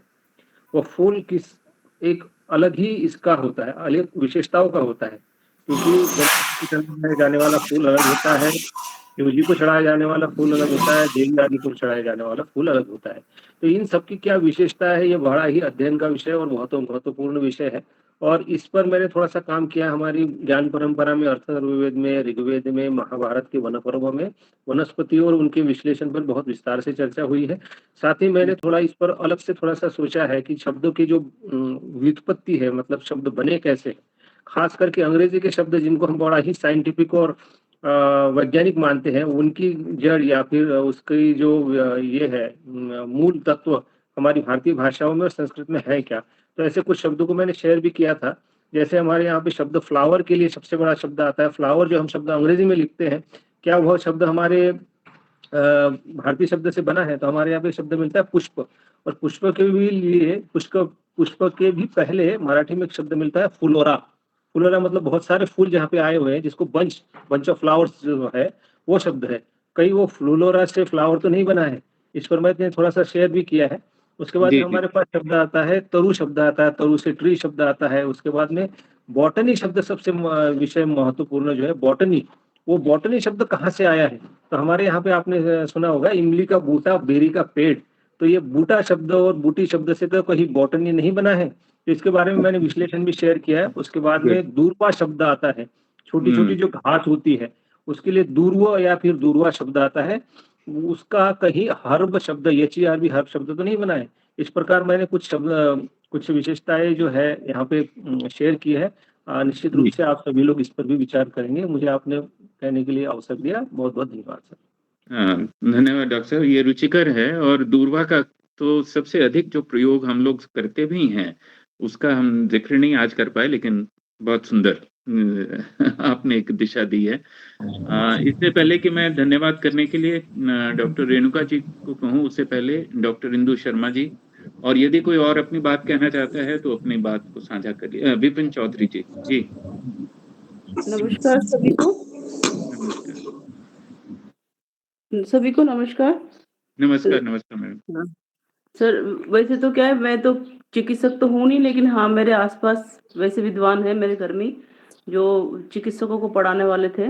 आजीवन उन्होंने पढ़ा और उसके लिए प्रार्थना करते रहे कि आयुर्वेद में संस्कृत चलाई जाए। और वैसे मेरे हस्बैंड भी चिकित्सक है, आयुर्वेद चिकित्सक है, लेकिन उससे थोड़ा थोड़ा ज्ञान मिल जाता है। एक तो उसमें मैंने एक सेमिनार देखी थी, उसका मैं जिक्र करना चाहूंगी। इसकी सेमिनार के अंदर क्या था कि ज्योतिष शास्त्र मतलब साहित्य शास्त्र समझ लीजिए आप, कॉमन, और साथ में एलोपैथिक और साथ में आयुर्वेदिक, तो तीनों के प्रयोग मिक्स दिखाए थे उन्होंने गर्भवती स्त्रियों के ऊपर। वो बहुत सुंदर था उसका रिजल्ट। तो उसमें मैंने देखा कि ये ना उन लोगों ने, जिसे बच्चे मेंटली ग्रोथ नहीं कर पाते, कम जो होते हैं इनमें आत्मविश्वास कम होता है, ऐसे लोगों के लिए उन्होंने एक एलोपैथिक ने अलग मेडिसिन से उनको बच्चों को कन्वर्ट किया था। उन्होंने बाकायदा उसके प्रयोग दिखाया। और ऐसे ही ज्योतिष ने विशेष तिथि से विशेष वृक्ष को और कोई नक्षत्र था उसके अंदर उसके पूजा विधान थी, ये सब जानते होंगे आयुर्वेद वाले, तो उसको मिक्स करके उस बच्चे का जो मॉरल बूस्ट, एक संस्कार वाला, दोनों में थोड़ी सी समानता थी। एक तो वो था कि जैसे बच्चों को वो डरपोक था बड़ा भाई, तो छोटे भाई के लिए उसको बोल्ड बनाया, उसके लिए उन्होंने मेडिसिन दी और वास्तव में फिर बाद में उसने ऐसा ही परिणाम दिखाया। और यहाँ था जो संस्कृत के अंदर था वो संस्कारी, और जैसे था जैसे वो चाहते थे कि हमें क्या चाहिए संतान के रूप में, कैसी संतान चाहिए, वो उसका परिणति निकली। तो हमारे शास्त्र तो बहुत उन्नत हैं। और ना यहाँ जयपुर में भी बहुत सारे विद्वान हैं जो रिटायर हो चुके हैं, उन्होंने संस्कृत की पुस्तकें लिखी है और छंद अलंकारों में, और उसके अंदर उन्होंने हिंदी में भी लिखा है, इंग्लिश का मुझे पता नहीं है। तो और एक कई कुछ है ना, कुछ रसायन के अंदर भी उन्होंने काम किया है, बहुत अच्छा कर रहे हैं। और पांडुलिपियों का संग्रह भी किया है, वो उनकी भाषाओं को भी पढ़ रहे हैं यहाँ जयपुर के अंदर। बहुत बड़ी संस्थान उन्होंने बना रखी है सिर्फ इसी का रिसर्च करने के लिए। लेकिन इसको वास्तव में गवर्नमेंट से प्रोत्साहन नहीं होगा ना, तब तक ये चीजें बढ़ नहीं सकती। उन लोगों ने कैसे उसको बनाया है वो भी देखने लायक है कि कितना कठिनाई से उन्होंने संघर्ष किया है, और बड़ी मुश्किल से उन्होंने इसके लिए, अपन अंग्रेजी को बढ़ाते हैं, एलोपैथिक को बढ़ाते हैं, वहां पे बड़े सारी चीजों को घुसाए जा रहे हैं आयुर्वेद के अंदर, और उसके लिए बजट भी पेश करते हैं। फिर ऐसी चीजों के लिए क्यों नहीं करते? ऐसी चीजों के लिए भी करना चाहिए ना, ये तो हमारे देश की आइडेंटिटी है। मैं बस यही कहना चाहूंगी। धन्यवाद सर, मुझे बोलने का धन्यवाद मैडम। जी जी। किसी और की कोई टिप्पणी हो, किसी और ने कुछ कहना हो तो फिर मैं धन्यवाद ज्ञापन के लिए डॉक्टर रेणुका जी से कहूंगा। किसी की कोई टिप्पणी हो? ओके, तो इससे पहले कि मैं डॉक्टर रेणुका जी को धन्यवाद के लिए विपिन जी, विपिन चौधरी जी। जी आदरणीय, बहुत अच्छा कार्यक्रम था और बड़ी अच्छी बातें हुई। अभी कुछ सज्जनों ने कहा कि हमारे यहाँ आयुर्वेद को बढ़ावा नहीं दे रही। मुझे जो जानकारी है, इस सरकार में सबसे ज्यादा बढ़ावा दिया गया, आयुष विभाग बनाया गया और बहुत बड़ा फंड जारी किया गया। दूसरे एक सज्जन ने कहा कि हमारे यहाँ जो है बीएमएस के लिए साइंस के छात्र जाते हैं। मैं आपको बताऊं कि ऐसे प्रयास भारत सरकार कर रही है कि भले ही वो साइंस क्षेत्र से नहीं है, अगर उस किसी क्षेत्र में विशेष में जाना चाह रहा है तो पढ़ सकता है, उसके लिए प्रयास चल रहे हैं और बहुत अच्छे प्रयास हैं। और जैसे किसी ने सज्जन ने कहा कि मंत्र चिकित्सा, उसी तरह से मुझे जानकारी है यज्ञ चिकित्सा, उसमें भी औषधीय पौधों का काफी उपयोग होता है। जैसे किसी ने जिक्र किया वासुदेव जग्गी जी का, ऐसे एक बहुत बड़े संत है पूज्य गुरु कैलाशानंद जी ब्रह्मचारी, उन्होंने मुझे यज्ञ चिकित्सा के बारे में बताया कि उससे खोया हुआ राजपाट हर चीज उससे प्राप्त हो सकती है, आदि अनादि काल से जो चली आ रही है। खैर ये तो मैं कुछ चर्चा हुई इस विषय में इसलिए कह दिया, तो बाकी ठीक है। बहुत अच्छा कार्यक्रम रहा, आपका धन्यवाद सभी का। जी, आप आगे भी हमारे साथ जुड़ें और अगर कुछ ऐसा ज्ञान हमारे साथ साझा कर सकते हैं, हमारा दिशा निर्देश कर सकते हैं, तो उसके लिए आपका स्वागत है। तो इससे पहले कि हम आज जी डॉक्टर शिवानी शर्मा जी, विपिन चौधरी जी, आप अपना नाम और नंबर शेयर कर सकते हैं उसमें, हाँ क्योंकि ये आदरणीय, मैं वैसे तो मैं साहित्य का छात्र रहा हूँ, लेकिन फिर मेरी योग में बड़ी जिज्ञासा थी। मैंने फिर पीजी डिप्लोमा इन यौगिक साइंस किया देव संस्कृत यूनिवर्सिटी हरिद्वार से। मेरी आयुर्वेद में भी रुचि है और प्रयास कर रहा हूँ कि कोई कोर्स या कोई ऐसी चीज करूँ। मैंने दैनिक भास्कर में पढ़ा था किसी जगह हमारे किसी प्रदेश में जो है अपने क्षेत्र के दिग्गज सब कुछ वो कर रहे हैं, हीलिंग थेरेपी या आयुर्वेद से जुड़ा कुछ है, उसका मैं पूरा दूंगा। आपको रखा होगा मेरे पास प्रिंट मीडिया का डाटा। जी जी जी, तो हाँ, मेरी प्लीज शेयर आयुर्वेद में करें। भी रुचि है जी जी। जी, और मुझे जो जानकारी है आयुर्वेद, हमारा वैदिक, हमारा ज्योतिष, ये सब एक चीज मिली जुली हुई है आपस में, जो मैं थोड़ा बहुत जानता हूँ। जी जी जी, जी धन्यवाद। मेडिकल उसको देखेंगे जरूर। चलिए, इससे पहले कि मैं धन्यवाद के लिए उनको निवेदन करूं, एक दो सूचनाएं आपसे साझा कर लेता हूं। क्योंकि डॉक्टर रवि जी, आदरणीय डॉक्टर रवि जी हमारे साथ जुड़े हुए हैं। उनका एक लेक्चर बड़ा ड्यू था, बहुत समय से ड्यू है, और मुझे लगता है कि अब इस हफ्ते के अंत तक हम कर पाएंगे उसको आउटर स्पेस पे। और उसके साथ साथ दूसरा जो लेक्चर है वो है संस्कृत आर्टिफिशियल इंटेलिजेंस, उसके ऊपर बीवी के शास्त्री जी का लेक्चर रहेगा। और साथ ही साथ फिर हम एक दो और भी इश्यूज हैं जो लेने वाले हैं हमारे, लेकिन मैं उम्मीद करता हूं कि बहुत जल्दी आप लोगों के साथ हम मिलेंगे और इन विषयों पे चर्चा करेंगे। और मेरा निवेदन ये भी है कि आप सब लोगों ने देख ही लिया है कि हम लोग किस तरह से यहाँ पे कार्य करते हैं। यदि आप खुद इस विषय को संचालित करना चाहते हैं तो आपका स्वागत है, आप खुद इस विषय को चला सकते हैं। हर बार मैं ही करूं ये कोई आवश्यक नहीं है। तो अगली बार अगर कोई विषय आप लेना चाहें, किसी को आमंत्रित करना चाहें, तो आपका स्वागत है। आप इंट्रोड्यूस करें, सारे के सारा आयोजन को आप व्यवस्थित करें। जो सपोर्ट चाहिए होगी वो हम उपलब्ध कराएंगे। तो अगली बार के लिए तैयार रहिएगा आप लोग। आउटर स्पेस को लेकर के जो हम डायरेक्ट क्वेश्चन आंसर सेशन में जाएंगे, और फिर उसके बाद Sanskrit AI, Sanskrit artificial intelligence के ऊपर चर्चाएं होंगी। तो इन्हीं सब शब्दों के साथ मैं आमंत्रित कर रहा हूँ डॉक्टर रेणुका ध्यानी जी को कि वो इस विषय पे धन्यवाद करें सारे लोगों का और मुख्य वक्ता का।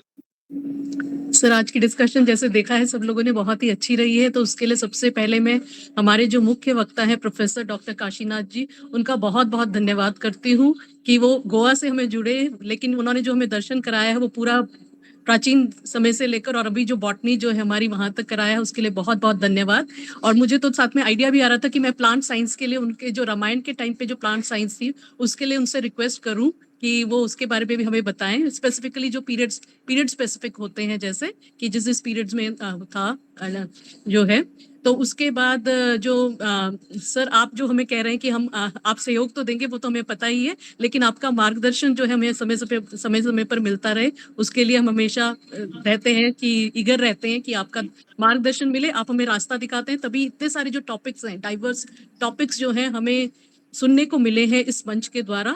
और जो भारतवर्ष से जो हमारे साथ विद्वज्जन जुड़े हैं, जिन्होंने आज के डिस्कशन में पार्टिसिपेट किया, उन सबका मैं बहुत बहुत धन्यवाद करती हूँ। और हमारा महाविद्यालय जो है बहुत ही छोटा सा है, लेकिन जो अभी जो विपिन जी भी आप बात कर रहे थे वो भी हमारे महाविद्यालय के ही छात्र हैं, तो हमारे हर एज ग्रुप के छात्र यहाँ पर हैं। तो बहुत बहुत धन्यवाद, आप लोग हमें मौका देते हैं इस छोटे से कॉलेज को कि आपके साथ जुड़ रहे हैं अकेडमिक कर्मा के through. So finally I am thankful to all of you. धन्यवाद। चलिए, प्रयास एक करके देखें कि अगर ये कोर्स हम 2 क्रेडिट का अगर कॉलेज में लगा सकें आयुर्वेदिक बॉटनी के ऊपर। सर आज आयुष डिपार्टमेंट का यहाँ पर एक हॉस्पिटल खुला है अभी यहाँ पंचकुला में, माता मनसा देवी कैंपस में, सेंट्रल गवर्नमेंट के थ्रू आयुष का डिपार्टमेंट खुला है। इस साल से वहाँ पर 100 बच्चों का एडमिशन भी हुआ है, तो हमने उनके भी डॉक्टर्स को यहाँ पर जोड़ा था। They also connected through this platform, तो हम देखते हैं उनके साथ मिलकर हम क्या करते हैं। तो we will inform you sir. चलिए, thank you Renuka ji, thank you Renuka ji, thank you very much. तो जी मेरे एक सुझाव है, जो आयुर्वेदिक कॉलेज आपके यहाँ खुला है, you can contact local botany teacher, contact them and together they can work on this. Yeah. जी जी, बिल्कुल बिल्कुल कोशिश करेंगे। और रेणुका जी सर आई बहुत get in touch with you. हाँ जी, हाँ, तो डॉक्टर काशीनाथ जी के साथ भी आप रहें, क्योंकि उन्होंने बहुत सारे प्रोजेक्ट्स भी किए हैं और चीजें भी हैं, तो करते हैं। चलिए, धन्यवाद, बहुत बहुत आभार आप लोगों का समय देने के लिए, जुड़ने के लिए और पार्टिसिपेट करने के लिए। आप सबका पुनः बहुत बहुत आभार, और बहुत जल्दी ही हम मिलेंगे। और इस बार मैं समझता हूँ डॉक्टर रवि जी के पास कोई अब मौका मैं नहीं छोड़ूंगा कि भी वो इस विषय को और विलंब किसी प्रकार करें। पीछे उनके थोड़ा सा अस्वस्थता रही, इसलिए उस विषय को हमें टालना पड़ा, लेकिन आउटर स्पेस का जो विषय है वो अपने आप में बहुत रुचिकर है, और फिर उसके बाद हम संस्कृत एआई के ऊपर लेंगे। तो thank you sir. Doctor Kashinath ji, आपको नमस्कार। दोहरा धन्यवाद है। मैंने जैसे कि शुरू में कहा था, एक तो पूरे नाम के लिए कि आप पूरी परंपरा का नाम लेके चल रहे हैं, वो भी आपके कंधों का दायित्व है, और दूसरा आपने ये जो आज विषय प्रस्तुत किया है, इसके लिए भी सादर आभार। कृपया संपर्क में ही रहें, क्योंकि बहुत सारे आगे विषयों पर आपकी हमें आवश्यकता होगी। तो thank you everyone, thank you so much. Sir web page website is awaited. Sir मैं प्रयास, अगर आप हमारा सपोर्ट चाहते हैं सेशंस को लेने के लिए, तो उसके लिए सबसे जरूरी है वेबसाइट, वेब पेज, क्योंकि पुराना कंटेंट अवेलेबल होना चाहिए, तभी आदमी सपोर्ट आपको दे पाएगा। नहीं तो अगर आप ऐसे यूनिलेटरली करते रहेंगे तो नहीं हो पाएगा सर। Thank you. चलिए करते हैं सर, ठीक है, थैंक यू। आप लोग फॉर्म भर दीजिएगा, डॉक्टर रेणुका जी ने फॉर्म शेयर किया हुआ है, उसको आप सभी भर सकते हैं, और उसके बाद आप मीटिंग छोड़ सकते हैं। थैंक यू एवरीवन, थैंक नमस्कार, सभी को नमस्कार। नमस्कार।